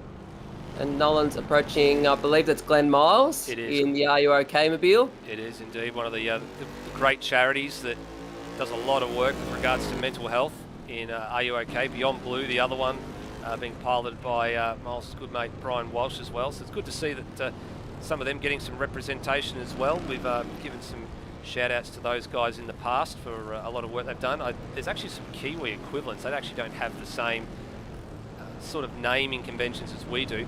As Brenton Foley's just been given a drive-through penalty, but that actually means a comp caution. So he's actually exited pit lane, and his competition caution is this lap. So spot on the half distance mark, Brenton Foley leaves pit lane, and here he is on screen, on cue. Well, safety car's got a drive-through penalty, but that's beside the point. The point is it's time for a comp caution. So the safety car is out. And he's just going to park up here and wait for the leader, Nolan, to come around. Yep. And Foley was saying earlier today, this is the first time he's actually driven the Camaro, so he reckons they're a good car to drive. So maybe a potential series on the cards with these cars. So going to be pretty good if that happens. Bit of production car racing, Yep. Why not? And now he's trying to let all the lapped cars through so he can pick up Scott Nolan, who's just behind him now. So Nathan Higginson needs to get a wriggle on. Rhodey needs to get a wriggle on. And Foley, okay, so Foley's not taking jumps. What are these two ahead of him doing? They're just having a bit of fun here. Oh, and they've decided they don't want to take the jumps. That's Okay, righto. rightio. So We'll have a look in the sup-regs later on, but that could be a bust up in the steward's room. As we all know, Stadium Super Trucks is serious business. Oh, and more serious that's- business, meaning there's been some accidents dear. down at the chicane there as well. So Foley needs to completely stuff that up, so no good. Yeah, so Foley needs to back these guys up and just grab them all for the minute. So at the moment, and as they go through the beach chicane area, so it's Nolan from Turmo. Brenton Hobson's moved up into third place. Glenn Miles is actually caught in the middle here. And then behind him, Aiden Sayers. So Aiden, one of the Kiwis, actually doing quite well, and Josh Watson in fifth overall. So Glenn Miles, the only lapped runner in this little lead group at the moment. And then back to I believe I said last time Supercars raced at the Gold Coast, I said what a terrible night to have eyes. I stand by that, and my eyes are not disappointed. Again, this has been a sight for sore eyes tonight with the Stadium Super Trucks. But no, very, very good, very entertaining. Obviously, some of the longevity of some of the cars a bit, they leave a bit to be desired, but that's okay. We do like a little bit of chaos from time to time. We do indeed. A little bit of chaos doesn't usually go astray, but now Foley's been told to jump it here, but I don't think he is. Is he actually going to be sideways at the last corner? Because it wouldn't be Brenton Foley without going sideways. I believe he's going to have a crack, so let's have a look. He's leaving plenty of room. Is he going to have a crack? Yeah, there we go. The open diff, single spinner, off it goes. Little bit of try there, and Field's catching up here now. I don't know if Brenton Foley's going to go again for a comp caution or if he's actually going to come into the lane. Let's have a look. No, he's going through again. So there is going to be another lap under comp caution. I think that's just to make sure the field is actually bunched up. So well, it is going to be on for young and old after the competition caution. Yep. And there are a few lap cars mixed in there as well, so it's going to be all sorts of chaos. And I doubt that if Glenn Miles doesn't let some of the cars through, and if there's an accident, I wouldn't want to ask those drivers, "Are you okay?" Because you might not get a good answer in return. You might get a few expletives. I think you're probably right there, Hans. You probably are going to get a few expletives. They will not be okay. No. Let's have a look at the order. So Scott Nolan, as we said, is in position number 1. You go back to Turmo in the Cam Rutledge electrical machine. Glenn Miles is the lap runner in between him and Brenton Hobson in car 116 for racing together. The Ryco Filters car's having a bit of good representation here for Aiden Sayers. And then Josh Watson, another one of the Kiwi brands beyond electrical. Peter Throw will be mighty happy seeing that car up in position number 5. Then you've got Cheese, who's the last minute entrant into the series. in the ASR car number 4. Brian Walsh, beyond blue, car 7 in position 7. Prajit Mishra has recovered to P8. And Darren Loughnan's doing his best to try and catch up in the Matt Harvey repair and tune machine. And Floodman or Michael Zalavari in position 10. They're going to catch the back of the train from John McDonald in the FU Cancer machine. Rhodey is going to be a bit far off. He's in P12. He goes rolled on the front straight behind the competition caution, so that just compounds his night. His teammate's not going to let him get away with that one. No, absolutely not. But I'm not surprised he go of all people. Yes, Dane Liccardo 14th, and then you got Glenn Miles in 15th, followed by Melody Smith, and then Chris Riddell is the last man on the lead lap. Sorry, not lead lap. He's the last man in the group because it turns out that not only has Luke Emerton retired, but the other man that didn't start the race in Kai Jones, who was meant to be right outside ways, Foley. Yep, we are right outside ways for Brenton Foley. Very good. And he will now accelerate away and come into pit lane. So here we go. It'd be nice if he did a jump, but anyway. He is in the lane, and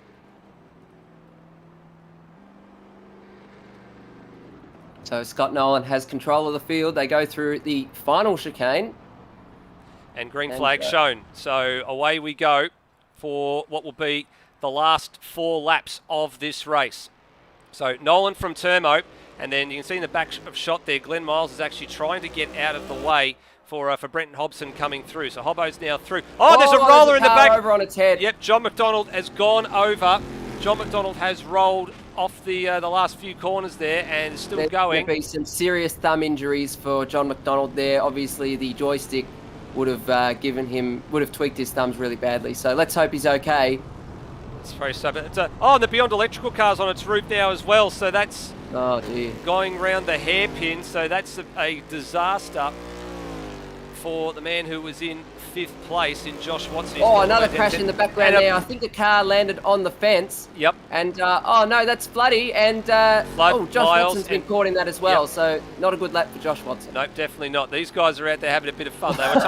They were told to behave. That is unbelievable. They were told Did you see Floody just absolutely flip in front of Rhodey? That was going to be all sorts of chaos. They were told to behave themselves, but I think they're getting a little bit of they're taking it a bit too far. I think they're having a bit more fun than they are problems at the minute. Now, there's also a bit of an issue here because Glenn Miles has got to get the truck pointing in the right direction. He finally has.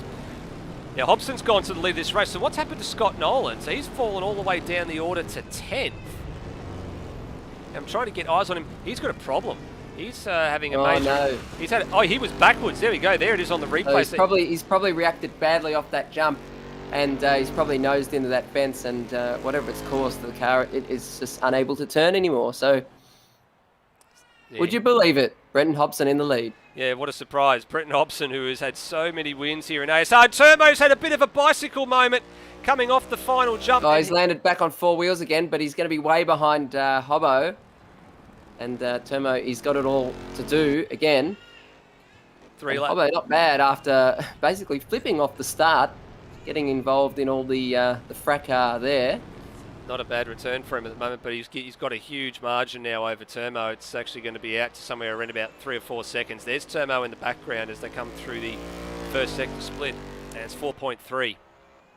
I think racing together is especially appropriate because since the start he has actually kept it together. So very, very good job. I think so. From Hobson there. A bit wayward over that jump there, though. I must admit he was trying to get me a custom livery because he has actually raced the super trucks before in ARW and actually couldn't find the livery, so he hasn't had the opportunity to run his customary car 88. But car 116 will do there as as Kiwi Chris Riddell's into the fence at the end of main beach parade again. I think we'll just call the commentary stakes in favour of Floodman there.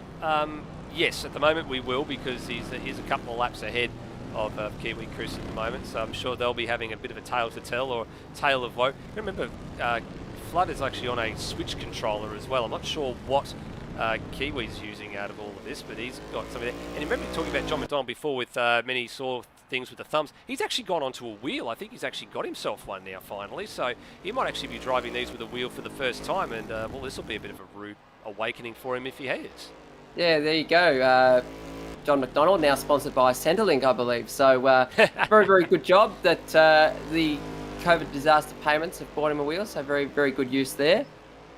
But here we go, Aidan Sayers in third place. Hanging on to He's doing third. a fantastic job right now. He's hanging on to third from his countryman in Cheese as well. So Kiwis 3 and 4 at the moment. And this is probably one of the best drives, I think, in a very short time. Aidan's actually been in ASR and actually giving the Ryco filters branding quite a nice little rep at the moment. He's kept that car going in the right direction. They aren't closing in on Turmo and Brenton Hobson ahead. So this will be the battle for the last man on the rostrum. And we're on the second last lap now, so it's taken a little bit of time to get there. We did sort of expect it was going to be about 20 minutes or so, or 25 minutes for the race. We weren't far off. There will be just the one to go after this one. What else is happening a bit further back? There isn't much going on now. It's all sort of settled down since all the comp caution, although John... Oh, he's going to go around the outside. Does he have any room there? No, he doesn't. So he gets squeezed a little bit and couldn't get the run on Aidan. No, you can't. And Higginson's on his roof again on the main straight for the umpteenth time, so we won't bother showing that, but he's had a bit of a torrid night. He actually needs to get some practice for tomorrow's ASR Gold Coast 400 in, because some of the drivers in this one, you probably noticed a few familiar names. Some of them are actually driving tomorrow. Their co-drivers are doing the qualifying sessions tonight, and the rest of them actually not participating in the Enduro Cup, but decided to come on and have a little bit of an exhibition race. You see the Supercars practice service starting to fill back up before we get ready for Quali 2. And let's pick up our race leader, because he's on the final tour here, Hans. He's down to the hairpin. He had a bit of a scare very, very early. He was on his lid on the opening lap. Competition cautions worked out well for him. He's fought his way back through the field. And in what is the very, very first ASR Stadium Super Truck race, he's going to have the honour of, at this stage, being the man who takes the first victory, as long as he can get past Kiwi Chris Riddell at the chicane there, which he's done. He's on course for a historic victory, not just for himself, but also for the group. Very, very good effort from Hobson there. And what a great ambassador as well for the first winner of Stadium Super Trucks in... Wow, sorry, there's been a competition. late change here. And dear. Cheese has just gone through because Aidan Sayers came across Kiwi Chris Riddell making a mockery of trying to get out of the front of the beach chicane, or the temporary chicane. I believe that's how baby Stadium Super Trucks are made. Yeah, mating with a fence or mating with something. Oh, one, they've got a drive shaft in there and they've got a car on top of another. I don't know what's going on there, but what I do know is going on is Brenton Hobson is going to win this race after early chaos. And race control penalty there, not sure who it's for. He gets it through sideways, almost hits the fence. Chris Riddell got And he's himself that going to win penalty. that race. And Hobbo finishes in style Nose with plants it to finish it off. He does indeed. Well done, Hobbo. Well done to Brenton Hobson. Takes the inaugural Stadium Super Truck race, not at the Gold Coast, or not just at the Gold Coast, but also for ASR as well. With Turmo coming home for second, and the Kiwis third and fourth. So late swap here. Cheese has gone through to position 3 in the ASR machine, and a bit of bad luck for Aidan Sayers in the thing. Oh, he could get it. No, he's not. He's not going to get there. Nope, so not quite. Cheese is going to win the unofficial Kiwi SST Championship and take the last podium spot. Aidan, a very commendable effort in fourth, and Josh Watson actually in fifth. So Kiwis third, fourth, and fifth. Very good job there. They are. There we go. Prajat Mishra, the brother of Urjit Mishra, so he becomes the second brother of another driver in ASR to actually partake in an ASR race. That's after the Matt and Justin Cecil being brothers as well. And by way of India, Prajat Mishra on his debut in ASR has actually taken 6th place. Actually not too bad considering. Look where he started. He started on the back row of all places. And back dear, look at this. Yeah, bit of carnage at the back end here. Scott Nolan in 7th. Dane Liccardo spins across the line in 8th. Brian Walsh, top 10 for Brian Walsh. And then I think it's safe to say that out of the commentator battle, Michael the Floodman Zalavari has won this battle over himself and Kiwi Chris Riddell. So congratulations to Floodman winning the commentary stakes. Commiserations to Kiwi Chris Riddell, who's ended up with a bunch of penalties, 3 laps down, God knows what else. And Darren Loughnane is going to end up on his roof over the finish line, potentially. And Rhodey will come through in 12th spot. And, that was close. A little bit of fun there at the end of the day. What's this say? We're just glad that this is not serious. No, we definitely. Otherwise, there would be all sorts of broken limbs everywhere. There would be. But fantastic race to really bring the start of the Stadium Super Trucks competition in Australasian sim racing. So very, very good race, and well done by Brenton Hobson, and fantastic to see a bit of chaos, and maybe it won't lead to a blow up in the stewards room, that's what I'm most excited about, so we can have a bit of fun. Absolutely. Well, we'll take another short break, and on the other side of this one, we will go back to qualifying session number 2 for the ASR Supercars Enduro Cup. You're watching the Gold Coast 400. Back in just a moment. The 2021 ASR Supercars Enduro Cup is proudly brought to you by Penrite Oil, Australian made and owned since 1926. Penrite, a better class of oil. Ryco Filters, the professional's choice for high-performance automotive filters since 1936. ASR would also like to acknowledge the ongoing support of Cam Rutledge Electrical, Matt Harvey Repair and Tune, Endurance Chat Media, Beyond Electrical, and Smith & Sons Renovations and Extensions. Thank you for being a part of our series through 2020 and 2021.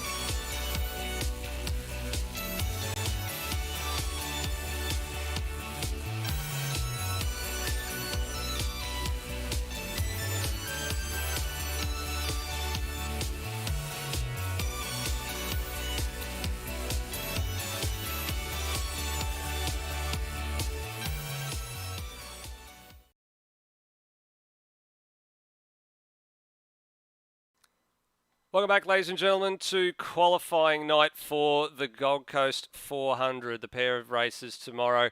And we finally managed to extract them from what's left of their Stadium Super Trucks for Kiwi Chris Riddell and Michael the Floodman Talavari. They're back up here at the moment. And gentlemen, what the?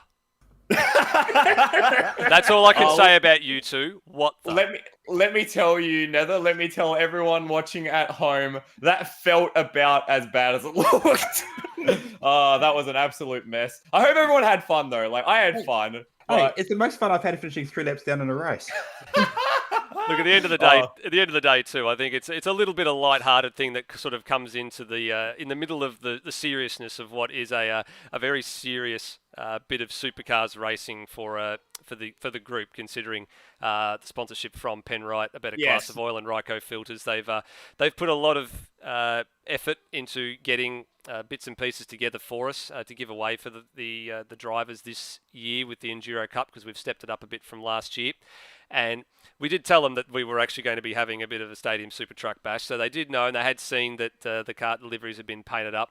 I'm sure they were on board with it. I don't think they were quite expecting it to go the way that it did, but at the end of the day, Daniel Cox, big thanks to him and Daniel Cox Designs for putting all 19 of the liveries together for the little short exhibition race. Even if only 18 of them actually made it to the grid for the race, it still was a very, very good little thing to see, and a little bit of light-hearted humour in amongst the seriousness of such an important weekend. Hey, quite honestly, there were suggestions that we do that for like every endurance race as like a breakup in the action. I'd be so down for that. Even just like gives people like me and Kiwi and the guys who aren't qualifying something to just sort of look forward to be involved for the night. I had so much fun doing some practice laps. I had maybe less fun in the middle of that race after getting flipped on the grid and on the restart, but you know, it's all part and parcel of the thing, and like it was good fun. It was absolutely good fun, and big shout out to Daniel Cox and Daniel Cox Designs for doing the liveries. Seeing the endurance chat cars personally, that was just put a big smile on my face. So I'm very, very happy, very, very thankful. And yeah, I had fun. Chris, how was you? Did you catch Chris's jump at the end? We caught Chris jumping multiple times with great rate of failure. Yeah, I think my car was incredibly broken and I didn't realise. Look, and can I just say, next time we put the liveries in the car, one suggestion, put mine upside down, please. Yeah, I think there's a few people that suggested they wanted the liveries upside down as well. Unfortunately, we weren't able to make that happen. We've just got a little bit of a quick warm-up practice session going on at the moment for the supercar drivers. They're sorting themselves out at the moment, and they've got about 3 minutes left before we will advance the session over to qualifying session number 2. With a bit of luck, of course, the cars that didn't get a chance to take part in Quali 1, there was at least one of them, which was the Matt Cecil and Taipan Ford Mustang. That looks like it's made the grid for this one, or it's in the server for this one, so they get another stab at getting themselves up the grid and getting themselves in order for another crack there. Yep. And there's a few drivers have actually opted to change drivers from qualifying number 1 as well, which is an interesting side note. This man on screen would like to wish a happy birthday to his brother Bryden, who turns 24 today. So Ben Hall, happy birthday to Bryden Hall. He's actually just gone, I reckon, had a bit of birthday cake and has decided to jump in the server and qualify that car. Remember, that car's actually got a 3-place grid drop for an incident from Sandown for race 1, so they're starting off the back row anyway, but where they start in race 2, this is what it's all about for them. And this, of course, was the car that you guys mentioned a little bit earlier, the heartbreak story from Sandown with the blown engine down at Dandenong Road with a couple of laps to run, so they didn't actually see the checkered flag, they actually weren't classified. Yeah, so very unfortunate for them. So not the best way to start off their endurance campaign. And then a 3-place grid drop as well sees them start from the back of the grid. But great to see them out for the second qualifying session. That's one of 3 cars that missed the first qualifying. The other, we've already mentioned, Matt Cecil. So they are currently in 16th in this warm-up session. So we can see that Napa Auto Parts car for AP Sim Sport in the server. So good to see them. And Lachlan Burke has managed to make it in, so let's hope that when the server rolls over, he is able to complete his lap. He currently sits with a 3rd best lap time in this server currently. So good to see all those 3 back, which means that we have 16 cars on track at the moment and 19 in the server. So yeah, it's going to be an action-packed qualifying for race 2 as well, as it was for race 1. Yeah, I think so. Let's actually have a quick flick through the list of people that have actually changed drivers for this one. So Dane Liccardo, who's actually just stepped out of Stadium Super Truck, has actually decided he's going to do qualifying for this one in lieu of Damon Woods in car 288. We've also got Luke Rosella has switched with Kurt Stenberg in car 2, so that car is on pole for race number 1 tomorrow. Tim Redmond has changed with Scott Stancliffe, and that car's up in P3 and 4 for on the second row of the grid for race 1 tomorrow. Brennan Ross stays in the Team Has-Beens machine. I'm just looking down the order here to see. And most of the other drivers have stayed the same. Ben Hall's in there. I'm pretty sure that Cuz Berenjuela, or RSM Latino as he's more affectionately known, has switched with Steve Warwick, who unfortunately did not make the top 10 shootout last time around. And of course this car also missed the top 10 shootout. Matt Cecil was going to partake in that one, but he unfortunately did not make it. Had some dramas with AMS doing AMS things. And I'm just waiting to see whether or not Ben Hall's actually trying to get back in the server for this one. He's actually just dropped out of the game, so we might just give it another minute just to see if he can actually make it back. And if he doesn't, then unfortunately we're going to be advancing the quali session.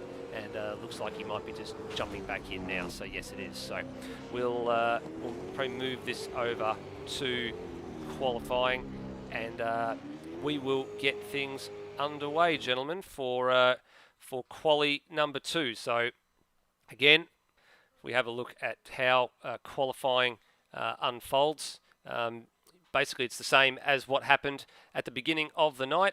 You've got a whole bunch of drivers all looking to set their best lap for the spot in the top 10 shootout, and then we cut the other back half of the field out of it, and away we go. And we got a bit of a mixed up order from the top 10 shootout last time out, and I think we'll probably get the same again. Very likely. Yeah, in the first top 10 shootout, we saw a mixture of cars taking it easy, hoping that other cars would fall afoul of track cuts and contact with the wall, which you saw, 3 cars in the end not set a time, I think it was. Yeah, correct. So there were 2 cars that didn't set a time. Yeah, and Steve Burko was probably one of the biggest beneficiaries of that. Early runner, he set a banker lap and was able to gain a number of positions as a result. Indeed he did. So here we go. Cam Rutledge has got the honour of being first man out this time. Last time it was Steve Burko who promptly caused a bit of an issue. You can see there Ben Hall just stuck his nose out and then just retreated back into the garage. He doesn't want to be part of this. No, it's not that he wants to be part of this. He doesn't want to find himself pushing himself into the order of what's going on as Rutledge leads them away. So let's get it on for another 15 minutes here, gentlemen. Qualifying number 2. And as we said a little bit earlier, sets the grid for the back half of the field, and then the top 10 will transfer to the shootout, which will take place immediately after this is done. Rutledge has just let Tim Redmond go straight through. I don't think that was Rutledge letting Tim Redmond go through. I think that was Tim very much commanding his position there. Yeah. Very eager to take the first lap is Tim, and we've seen him be very, very quick in both at Sandown and also in this server as well. The 7th quickest lap time overall. And that includes both drivers for each car. So has decided that he's going to be the first to run the gauntlet, and yeah, a very brave position to be taking. It definitely it is indeed. Let's go on board with Tim Redmond, car 718, hands of Scott Stancliffe. This car made the top 10 shootout and advanced as high, I believe, as 3rd. I have to go back and double check that. I haven't got the results in front of me. We'll have to go and look at that, but either way, the car's on the 2nd row of the grid for race number 1 tomorrow. And what does Redmond do? So on his way now down the Gulf Coast Highway into the opening chicane. Nice flow, very smooth. And now down to turn 4. Now the circuit that branches off to the right there as you're going down the runoff road, that's the old circuit, the old IndyCar layout. Now up Main Beach Parade, through the little kink in the back straight here, up towards the beach chicane, braking it just after the 100-metre board. He goes a lot deeper, he goes to the 50. 1, 2, 3, 4, gets all the curves, nicely done. Now heads down to the 90-degree right-hander, takes him onto the short run of Breaker Street. Second sector time will pop up just around about the Ryco Bridge, and it's a 43.5 at the moment. He's on, down through the gears into Caesar Avenue, now onto Hill Parade, and now to the last little bit, which is a very brief stint on Teddier Avenue. And now back onto the Gulf Coast Highway and up through the gears towards the start-finish line. So very, very tidy lap early from Tim Redmond. And he'll come to the line. Very tidy. And this will be a low 10. It's actually a 109.999. Brilliant. Love to see it. Something that stuck out for me watching that lap from Tim was how stable the car was over the beach chicane. Yes, it got all 4 wheels up in the air, but it never looked like it was going to get out of shape, even just a little bit. So very impressive from Tim. So a good start for him in that car. And at the moment, he leads the field by half a second. Did the track condition get reset in between the sessions? Do we know? I'm actually having a bit of a look. I don't believe that it's actually been reset. I believe it's gone back to being a fairly decent rubbered-in track. So yeah. There have been some drivers that have been doing some laps while the Stadium Super Truck race was on, but sort of toward the end of the race, I believe most of the drivers elected to come in. So there only been maybe a handful of cars circulating, say like 6 or 7 cars, and then it sort of ramped up a little bit late. So it might not be an optimal rubbered inness at the moment. Luke Rosella through the back chicane. He tagged the wall there, so that's going to put pay to this lap for Luke. And Will Devonish wasn't far away from doing the same either. He was all sorts of sideways at that one. And one of the cars that's elected to keep the driver combination that qualified in race 1, or for race 1 rather, is also doing race number 2's qualifying sessions, and he's up at the moment on the Tim Redmond time by only by just under a tenth. So still a few drivers just yet to really lay down a proper impressive marker. Tim Redmond's gone faster again through the first sector though, by a tenth. He is indeed. Rosella's now crossed the line. He actually got a track cut, so he would have been a bit out of control through the beach chicane. This might be... Devonish takes a bit of a different approach. He actually goes 3.5 tenths clear at the top now of the 9.6. A few drivers take a bit of a weird line on their run to turn 1. Usually in race trim, you want to be taking the wider approach to set yourself up for a straight break into turn number 1. But in the qualifying trim, you sort of want to be hugging that wall on the right-hand side as much as possible to try and minimise shorten your run to the final, to the start-finish line. I'm going to bring our attention to number 3, or position 3 at the moment, Lime Mitch, and the number 13 to Maya AP SimSport machine. A little bit of a tail wag coming out of the left-hander, the one left-hander on the circuit, as Tim Redmond goes faster again. Lime Mitch was setting very comparable lap times to the previous pole lap of Will Devonish. He comes down the main straight now, was 3 tenths up at the second sector mark. Where is he at the moment? Stays third. Now that surprises me. He was up on Will Devonish's time by quite a bit. Yeah, and Rossi goes immediately behind him as well. Behind them, Rosella's gone to the top behind them by 8.5 tenths. So that's the one I was trying to get there, 8.6 for Rosella. So that's actually quicker than Stenberg, I think, went in practice in qualifying 1. It is by about half a tenth. So that's pretty much good enough for the shootout. So you only need one lap, and I wouldn't be surprised to see him park that one and get it going. Big moment for Lime Mitch through the beach chicane, and he just tags the fence. That was... Oh, that's a shame. Yeah, he wasn't actually too bad through the first sector, but yeah, threw it all the way at the beach chicane. Yeah, lucky as well, he got out of there quickly. There were a couple of cars on hot laps behind him as well. They were in a bit of a precarious spot, so in the end, not too bad. Just looking at the cars in the bubble, currently Peter Thrower is currently in 10th with a 1:11.0. He's 5 tenths up on Cam Rutledge at the moment. And that's interesting too, because that car was probably... Will Devonish right in front of us. Right in front of us, if you don't mind. Let's go the other way, and let's have a look at that one. Lachlan Burke's on his roof.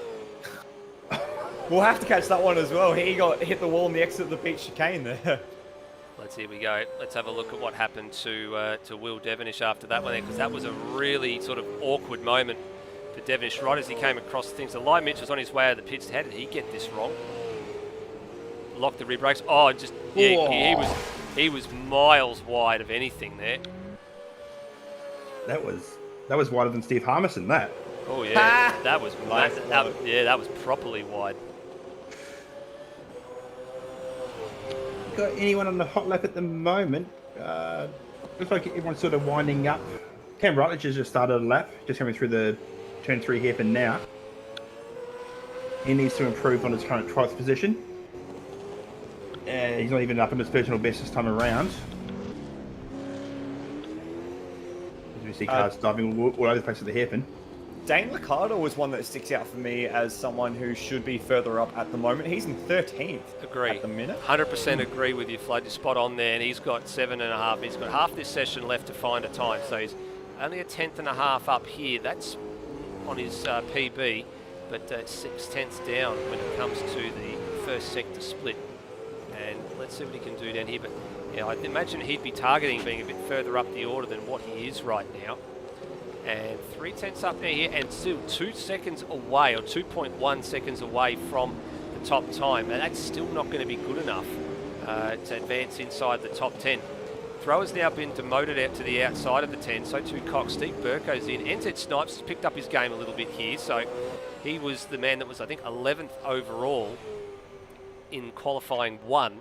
And he now finds himself in the 10s. Kiwi's well represented again, as Liccardo was 14th. Advances now up 1 spot, but has to continue to find some pace here. He's got to find at least half a second if he wants to be in the shootout, and that's not going to help him. Nope, he definitely hits not. the wall.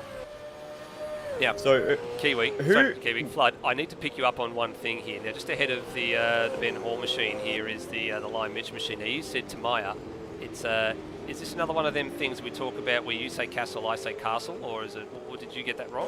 Or I don't know. I just took a guess. I don't know what. I think it's pronounced that. I think it's Tamiya. I think it is. Okay. There's an I in there. Is it Japanese? I think so. So Tamiya, probably. Yeah, if it's Japanese, it's definitely Tamiya. Tamiya, yeah. There you go. They sponsored one of the European Le Mans Series machines very recently, which I found very surprising. Well, who was it anyway? That's a conversation for another. Actually, it was Real Team Racing. Don't worry, this is just now an episode of Endurance Chat with Michael and Kiwi. How's everyone? That's going to be something you'll probably bring up, I'd imagine, at the next GT3 round, which is at Monza at the end of the month. Oh boy, yes please. All right, let's have a look at Daniel Cox. He was inside the top 10 in qualifying 1 and made the shootout. Oh, and he's had a big moment going through the beach chicane. He's not the first man to have a big bicycle moment through there. He thought he must have been in the Tour de France for a minute. He was on 2 wheels for that long. Through turn 11 he goes, and he would have lost a ton of time there, and he has. He's lost a bit of time there. Now, importantly for him, he's only a tenth away, or just under a tenth, or just over a tenth away from being in the 10 here at the expense of Steve Burko. And Burko's on the bubble again. He was the driver who finished 10th in the last qualifying session. Check out the gaps, though, at the tail end of the top 10. You've got Burko in 10th with a 1:10.6. NZ Snipes with a 1:10.4. As I'm seeing a wheel roll across the beach, okay? I wonder who that was for. And Braxton Sandcliffe, a 1:10.4 effectively. So it's very tight at the back end of the top 10. Those a bit further up. Rossi's got a half a second buffer over that group.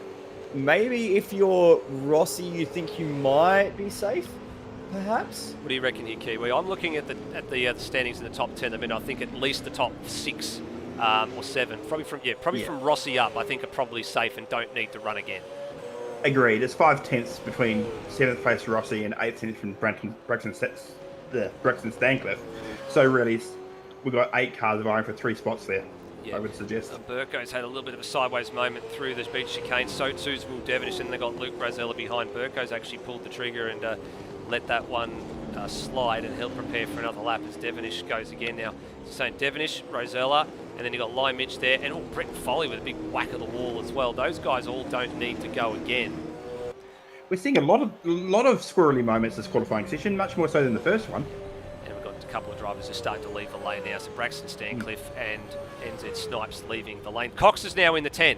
So Daniel Cox has just jumped ahead of Steve Burko, and not by very much, by 0.02 of a second. So he's not feeling safe. He needs to go again, and Steve Burko likewise needs to go again as well. So there's a few guys here that definitely are not safe. So Stancliffe of the Braxton variety, and then you've got NZ Snipes going out again. Cox is definitely not safe. Burko needs to go again. There goes Burko through the opening chicane.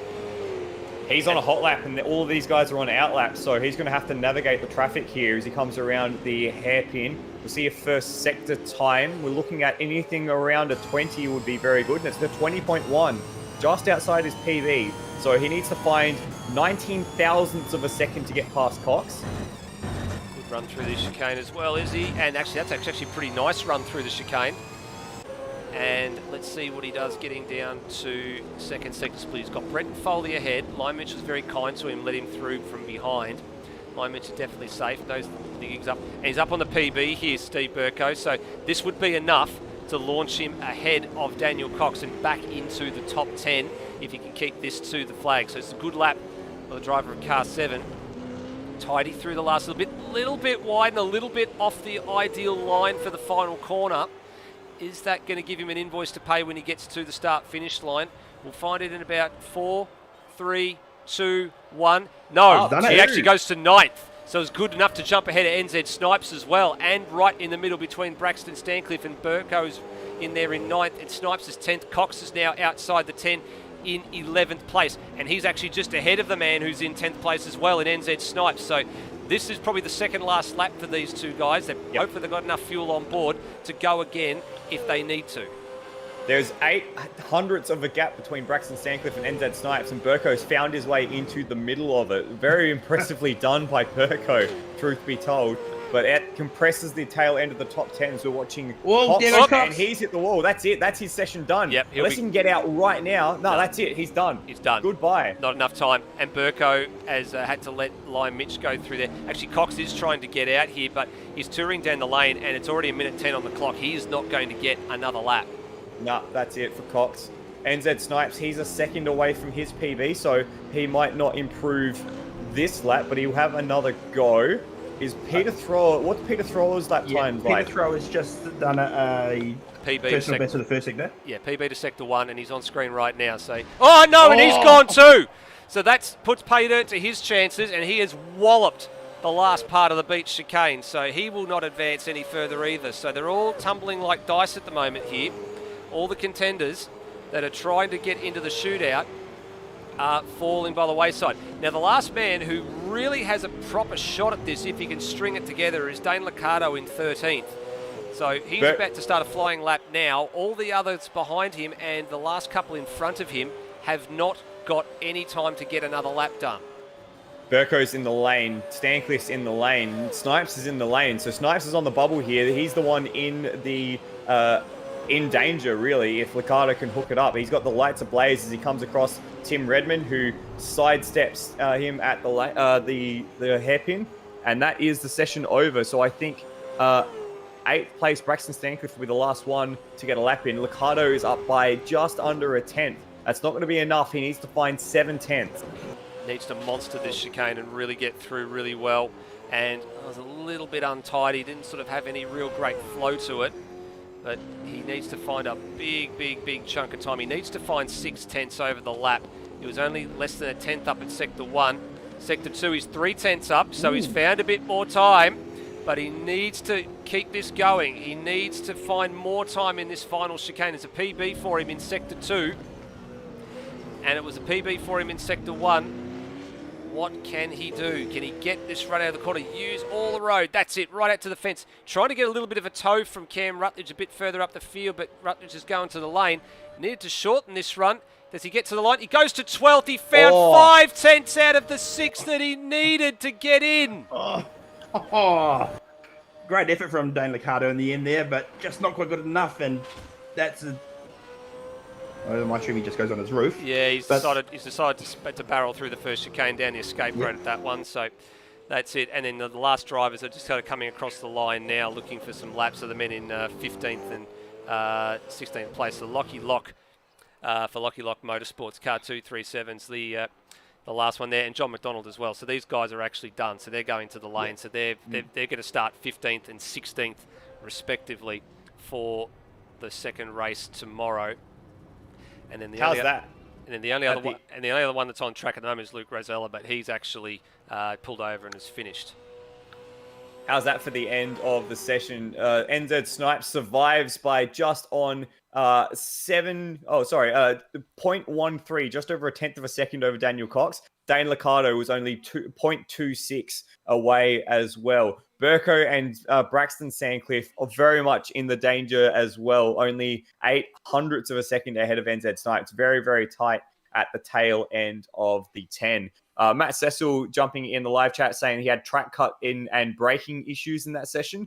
And Kurt Stenberg saying he's definitely the number 2 driver in that that very, very competitive team of him and Luke Rosella. Yeah, absolutely. And you look at that there, where you can tell they both got the top 2 times at the moment. They're the only men in the 8s. I mean, Will Devonish over the course of the night's only one that's gotten close with a 9.050. He hasn't broken into it yet, but Rosella just a 10th quicker in quali trim number 2.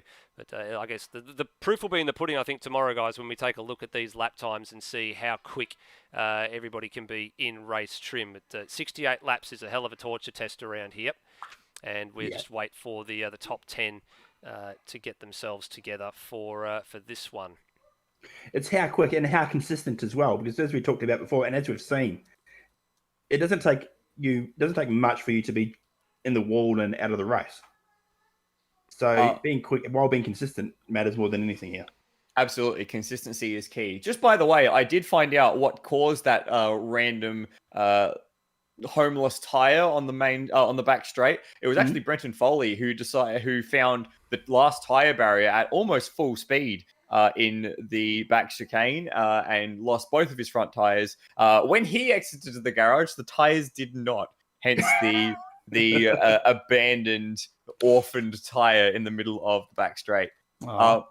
Yeah, just to take you through the second half of the grid, those who didn't make the cut for the shootout for qualifying 2, it is Daniel Cox will start from 11th, Dane Liccardo from 12th. We tracked him right to the very line there. Peter Thrower, 13th, Cam Rutledge in 14th, Lachlan Locke, Ben Hall, RSM Latino, Brad Severs, and Matt Cecil rounding out the field. So that will be the second half of the grid for race 2.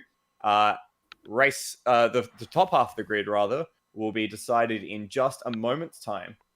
Indeed, we're starting with the top 10. So the first car out, I believe, is going to be NZ Snipes. NZ Snipes, yes, it is. It will be Kiwi NZ Sports Team Taniwha.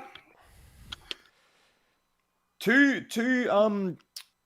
Ultimas in the top 10 this time around, and 3 Mustangs. So Lachlan Burke was able to jump into the 10 this time around at the expense of, I think, who missed out from the first session? It was the Evolution Racing Team car. Dane Liccardo missed out. And who was the other one that has been unfortunate to miss out? I'm looking up the order now, and I think so. Braxton Stancliffe did make it. So did the Redmonds car made it. So did Rossi, Luke Rosella, and Kurt Stenberg were there. Foley was, Lomich, Steve Burko. NZ Snipes, NZ Snipes is in at the expense of Daniel Cox. Is the other one, and then and Lachlan Burke's in at the expense of the other driver that you just mentioned there. Dane Liccardo, Dane Liccardo. So so 2 new entrants into the top 10 shootout for this one. As we wait for the green light, and away goes NZ Snipes. So last session for the night, ladies and gentlemen. The top 10 shootout for race number 2. One-time lap again. Beautiful execution there of beach chicane by the David Reynolds Penrite Mustang. Big thanks again to Penrite, A Better Class of Oil, and Ryco Filters for putting up the prize pool for these guys. Well, it's actually not really a prize pool of money. It's actually just it's a prize packs to go with all the nice goodies that are going to come over. I'm actually yet to get my hands on those and actually know what's going to be going to some of these drivers. With a bit of luck, we will have some information on that in coming weeks. I'd like to actually try and get that out to everybody before Christmas, which would be nice to have some presents under trees and all sorts of things there. The way Australia's post going, you might have to send it last week. Oh, I might have had to send it. Yeah, I might have to go and borrow Doc and Marty's time machine, I think, to actually go back to like 3 weeks ago and actually send it. Yeah. Yes, indeed. I was at the shops last week, and they're already selling Christmas decorations and trees. It's only just October, guys. My word. Speaking of someone who's about to send it, NZ Snipes down the main straight to start his qualifying lap, his shootout lap. The first man out in the shootout. Absolutely nothing to lose for the Ultima driver. Let's see what he can do as he approaches turn 1. Sending it pretty well, actually. Beautiful through the chicane, no runoff left to spare. Now coming through the hairpin, looking smooth again. A little bit of a. Did he make contact with the wall on exit? He did. Yes, indeed. Gave the wall a rub. Indeed. And it's 20.166 to the first sector for NZ Snipes. You can see the onboard down the bottom there, working hard at the wheel through the beach chicane. Look at this. Left, right, left, and then a little bit of right again. He gave the wall a rub on the exit there at turn 10 as well. So he's escaped with a couple of lucky ones for the moment as NZ Snipes as he runs down to Breaker Street at turn 11. It's been relatively tidy apart from a couple of rubs of the wall and not doing too badly at the moment. Throwing caution to the wind. Nice and measured though at the same time. And as we said, the same thing about Steve Burko when he set the 110.7 for his first quali lap in shootout number 1. You're starting on the back row of the grid, so you've got nothing to lose. If you bin it, you start where you qualified in quali 2, and if you put a good lap together, you advance yourself up the order. Snipes is an 11.4, so a bit slower than what he managed in quali trim to get into the shootout, but nonetheless, he's got a time on the board, and that's the important thing. Yeah, it's a second slower than what he managed in the qualifying session. So not quite as close as he would have liked. I think Scott Stancliffe was actually the closest man to his qualifying time, just 2/10 down in the first shootout. So we'll keep track of how that works out for this one. But it was a long time on two wheels for NZ Snipes in the middle part of the beach chicane. I think that cost him a lot of time. All right, Steve Burko makes the shootout for the second time tonight. So he's featured in both of them. Set a lap time in the first one. How's he go for number 2? Nice flow through the chicane at turns 1, 2 and 3. Doesn't overshoot the hairpin at turn 4. And also gives the wall a nudge. Yeah, again giving the wall a little bit of a rub as well. So that's 2 cars in 2 laps and fractionally up on the NZ Snipes time at Sector 1. Only by 34 thousandths of a second though. How's the chicane look? Oh, very untidy. Yeah, a bit untidy. It didn't look exactly fast either, did it, Jeds? Not at all. We'll get a second sector split in a moment as he comes through onto Breaker Street. And he does, he's 5/10 up. Found time though, so it might have looked a bit slow and a bit untidy, but he's nailed the beach chicane. So, as they say, sometimes slow is smooth and smooth is fast, but he's found a huge chunk of time through Sector 2, and he's only up by a fraction Sector 1, and massive chunk, 23.966 in the middle sector, and this will put him on provisional pole to begin with, and it's a 10.8, so he found some more time again in the final sector. So that was about where he was for the last shootout as well, improved by, only down by about 4/10 of a second on his on his qualifying lap. I'm surprised that he actually found that much time in the middle sector. It looked extremely ungainly through the beach chicane. Not quite as ungainly as what Braxton Stancliffe's just done. I'm not sure if you caught that one on stream. He's hit the wall on his out lap. Yeah, it looked like he was being incredibly aggressive and overdid it potentially in the Penrose Ryko Filters car. I think so too. Now, he's learnt the trick that his father did in qualifying 1 with taking a really wide line for the last corner and trying to maximise your front straightaway speed. And all the drivers so far are doing the same trick, not hugging the wall on the start of the lap, but trying to straighten their braking approach as much as they possibly can for turn 1. Let's see what he does when he comes back around for the second time, if he hugs the wall on the right-hand side. Tidy through the hairpin. Doesn't give the wall a rub, so he's the first driver not to do that, but the sector time disagrees with him, 10th and a little bit down at the first split. He lit the rears up coming out of the hairpin. That's absolutely murdered his run down the back straight, and a lot of curve in the middle there, but manages to settle things down through the beach chicane and into the braking zone for Breaker Street now. We've got a second sector time in just a moment. Again, lights up the rears. And it's 2/10. So we didn't lose anything. We didn't gain anything substantial either. Yeah, he only lost about 1/10 and a half there. Oh, and gives the CRE wall a whack on the exit of turn 13 as well. So that will be another wake-up call for him. A little bit of an untidy lap and a little bit of mid-corner oversteer as well. And it's very squirrely on the way out of turn 15 as well. 1, 2, 3 bites of the cherry there for the throttle pedal for Braxton as he comes to the line. 11-2. Still quick. Slots into second. Still quicker than his countryman NZ Snipes, though, so that's a bit of a surprise. So his sector times weren't all that bad when you look at them compared to NZ Snipes. He was a 10th down sector 1. He was actually 3/10 up on NZ Snipes through sector 2 and pretty much matched NZ Snipes through sector 3, albeit by a couple of hundredths. Looks like sector 2 is going to be where this one on losses we see Brendan Ross now coming around the final corner to start his hot lap. Just a quick note on Braxton Stancliffe. Remember, last time in the shootout, he got a track cut at turn 1. So a significant improvement for Braxton. Agree, yeah, 100%. So he's learnt from his mistake from last time and has taken a nice position for the moment in the shootout. At least everyone so far has set a lap time. We had 2 drivers in the last one that failed to set one, as Brendan Ross to the first sector split, nearly 3/4 of a tenth up on the current provisional pole time from Steve Burko. As he go with the chicanes here. Have a big go, Rossi. Have a big go. And had a massive go at the last part of it as well, and the tail end stepped out. big armfuls of oversteer as he comes into Breaker Street. Has looked a little nervous on turn in, I've noticed, riding on board, but it doesn't affect the time. Up 3/10 to the second sector mark. Again, very early with the turn in, a little nervous, trying to battle some understeer in the front of the car. But through the final complex now, gets it sat down, gets the revs up. Very smooth on the throttle application. He's going to hug that right-hand side wall. Let's see what this lap time is for Brendan Ross. Does he go to the provisional pole? He does by 8.5 tenths. Wow. So Wow. a 10 flat. So Lewis, I'm pretty sure, will be very happy with that in the pit bunker for Team Has Been. That's a very, very stout and very solid lap for Brendan Ross. Yeah, That was... Oh, go ahead, Kiwi. I was going to say, that was just 3 purple sectors, almost a perfect lap from him.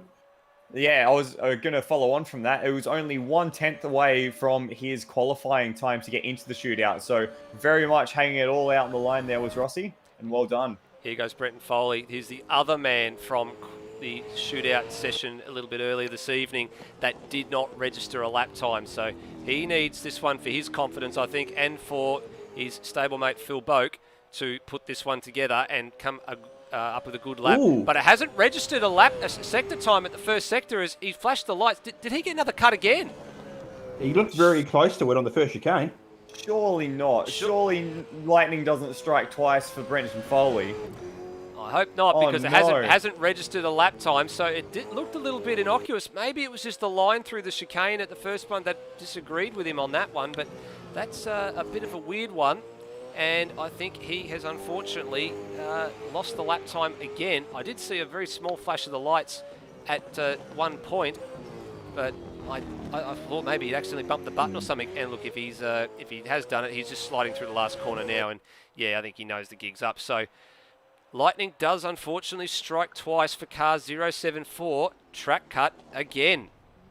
And I think it was in the middle part of the first chicane. I think he just got the outside wheels, the left-hand side wheels, over the orange part of the curb, and that must have been what triggered the track cut, unfortunately, for Foley. So he will start from 10th place, as he will in race 1.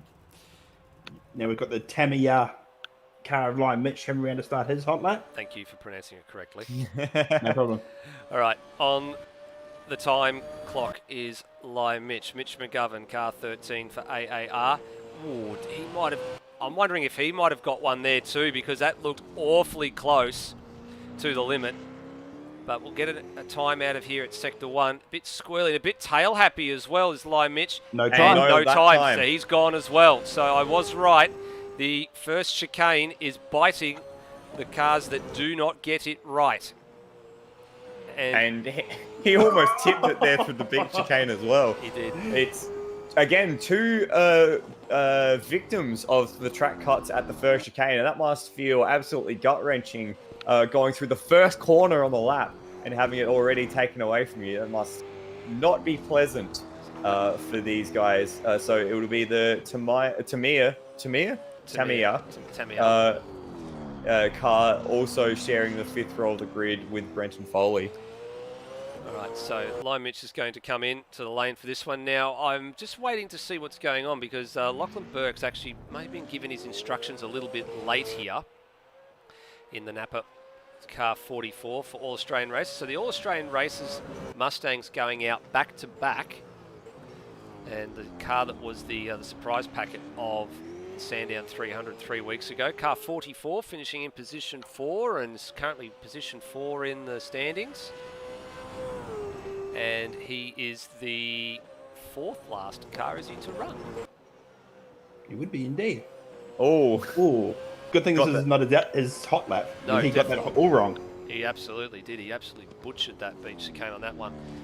I've noticed that some drivers have decided they want to go early and they want to start the lap early and try and just drive the track as if they would normally drive the track, rather than try and focus on the actual tyre warm-up and tyre performance. And I don't know if it's sort of the right thing to do. Some drivers are able to switch the car on when they do that. Some drivers have to just spend the time warming the brakes, warming the tyres, getting everything up to temperature, and then get on with it. I don't know what the right approach is here, gents, because we've seen it both ways, and we've seen both ways sort of, go one way or the other. So call that one what you will. I'd probably like to think it's probably better to start the lap about halfway around the lap.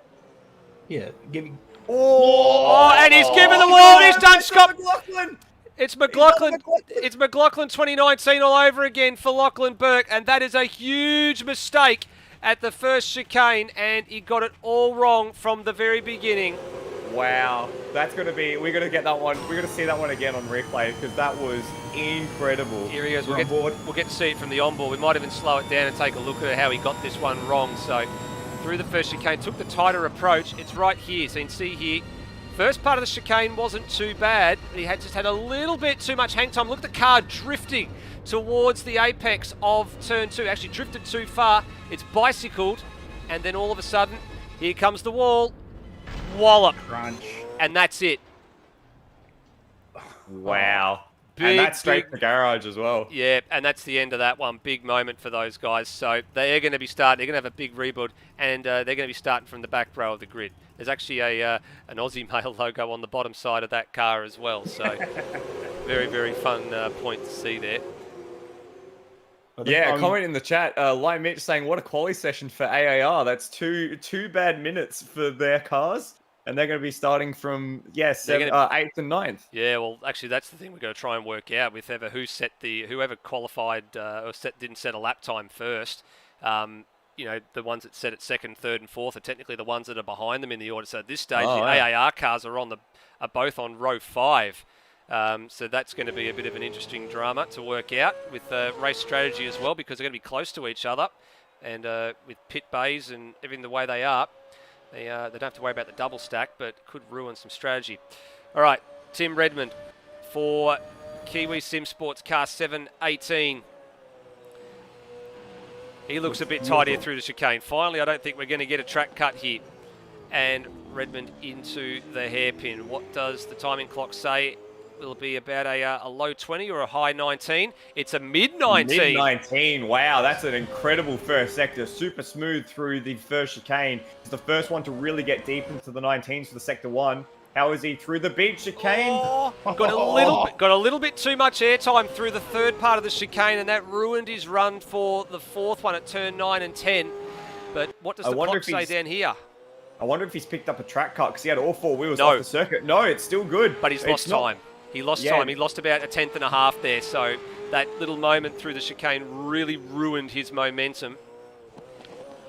He's still on course for a 9 at this point, coming onto the main straight. Yeah, if he keeps it together, it's going to be a high 9. Just the right amount of power oversteer now for Tim Redmond. Let's see if he can be the first one in this shootout to drop into the 9s. Comes across the line, and it's a 10 flat. He lost a lot. He lost a major amount of time in that last sector as well, so only fractionally scrapes ahead of Brendan Ross. So they would have been watching in the bunker down there at Team Has Been, and they would have been worried that they were going to get gazumped. And at the end of the day, they did get gazumped, but not by very much. 4 100ths of a second. That's after the first sector almost threw it away. That's good on them for being provisional pole. We have 2 drivers left to set a time. We do, and the first one of them is to come now. So Will Devonish for Bogdown Motorsport and car 10. He's on the front row for race number 1. If he can keep it together, he's on the front row for race number 2. Down to the hairpin. Very tidy through the first chicane. Looks very, very smooth. Looks very, very good. Runs it all the way out to the fence. Uses all the available road. And he beats the Sector 1 time from Tim Redmond by 33 thousandths of a second. Now we're coming up to the beach chicane. See how aggressive he can take this. A lot of air through the middle part. And it's very slight on the exit, but it holds it. As Dennis Cometti would say, that was centimetre perfect through the beach chicane. And he's backed it. Not that one, was it? He was backed it right into turn 11 at Breaker Street. The clock still agrees with him, though. It agrees that was still a very fast sector, a purple sector, in fact, and he's nearly 3.5 tenths to the good of the current pole time. It's going to be a 9, but the question is what is going to be after the decimal point as he runs it right out to the fence. Power oversteer, as the guys would call it, and now the shortest approach possible to the start-finish line. And it's going to have a 9, and it's going to be a 4 after the decimal point. So found time in all sectors. Wow. I know you said the timing screen agreed with him, but his left rear corner panel certainly didn't. No, definitely not. And important to note, it was only purple in the first 2 sectors. It was not a purple final sector. At the moment, that honour still belongs to Brendan Ross, but only by 0.003 of a second. But the man on screen now has the ability to change all that and secure another pole position for this series for car number 2. It's been the form car so far throughout the whole entire Enduro Cup, and probably what is one of the strongest pairings we've ever seen in ASR competition. Luke Rosella now in the Parramatta Speedway racing car to the first chicane. Oh, too much curve at the first one, but manages to sneak his way through without collecting the wall. And settles it down for turn 4. That might be a track cut. That's a big heart in the mouth moment there. And no, it's not. He's got a tenth and a little bit up his sleeve, so somehow that managed to be fast, but he would have absolutely had a brown mark in his underpants after that one, getting so close to the wall. And that one might be the one that breaks the back, because that was very high, higher than Joe Cocker with those right-hand side tyres. And that might be the one that sends the time clock the other way. Not by much, though. So he was very fast through there, but he just lost about 0.02 of a second overall. Very lucky to escape with that one. He's had a few close counters. Very close to the wall at turn 14. And just getting the rears tidied up through the final corner. Is this going to be the lap that sets pole position again for the Parramatta Speedway Motorsport team coming to the line? It's a 9-2 and it's pole position once again. Found it in the last sector, so he escapes with 2 very lucky moments going through the first chicane here and through the beach chicane, and does set a purple middle final sector at the end of it. Not purple in the middle, but he got away with one there, I think, boys. I don't understand how he was able to survive those 2 moments like that. That was incredible. And to still be pole position?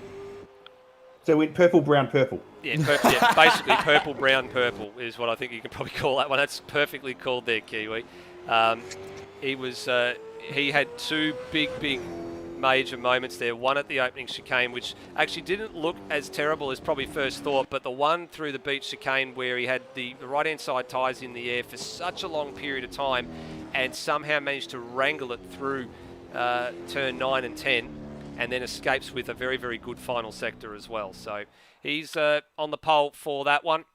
So Rosella from Devonish, then Tim Redmond and Brendan Ross, Steve Burko, Braxton Stancliffe and NZ Snipes, the only men to set times. And then you had Brenton Foley, Lime Mitch and Lachlan Burke. So AAR, unfortunately, coming up a little bit short in that one. And I think Ujit Mishra in the live chat's put it down 100% correctly.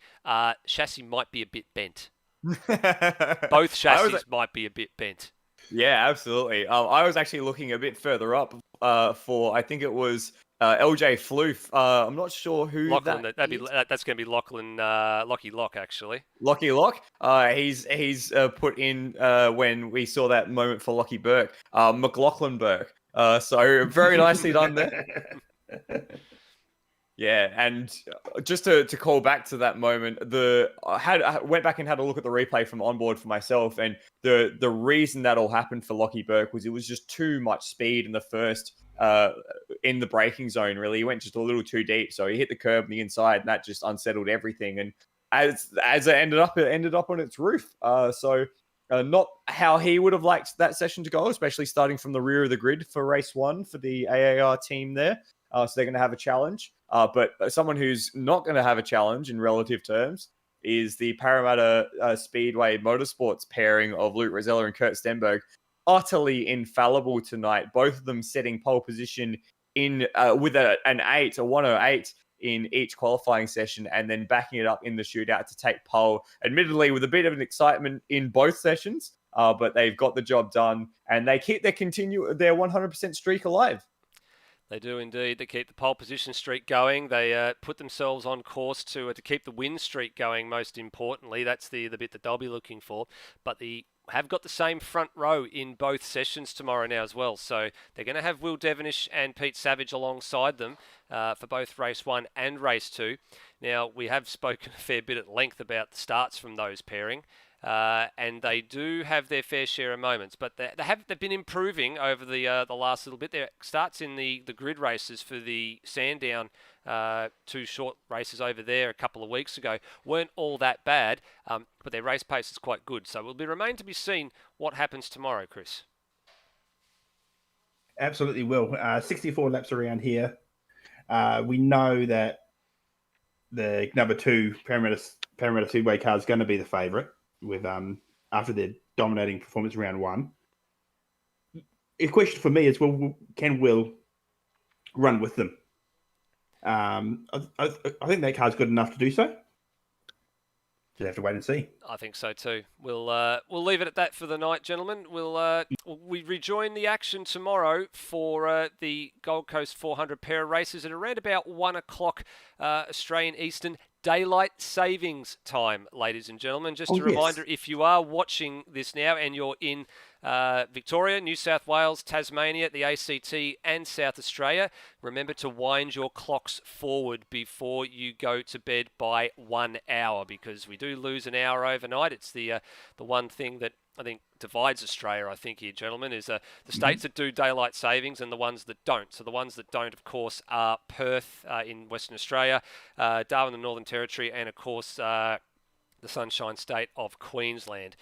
They all remain. You don't have to change your clocks at all. But for Queensland, that means you're an hour behind us. That means for you, that's 12 o'clock tomorrow, your local time. Darwin, that would be an hour and a half later, so that means that's approximately 11:30 a.m. in the morning, and for Perth, it's actually 10 a.m.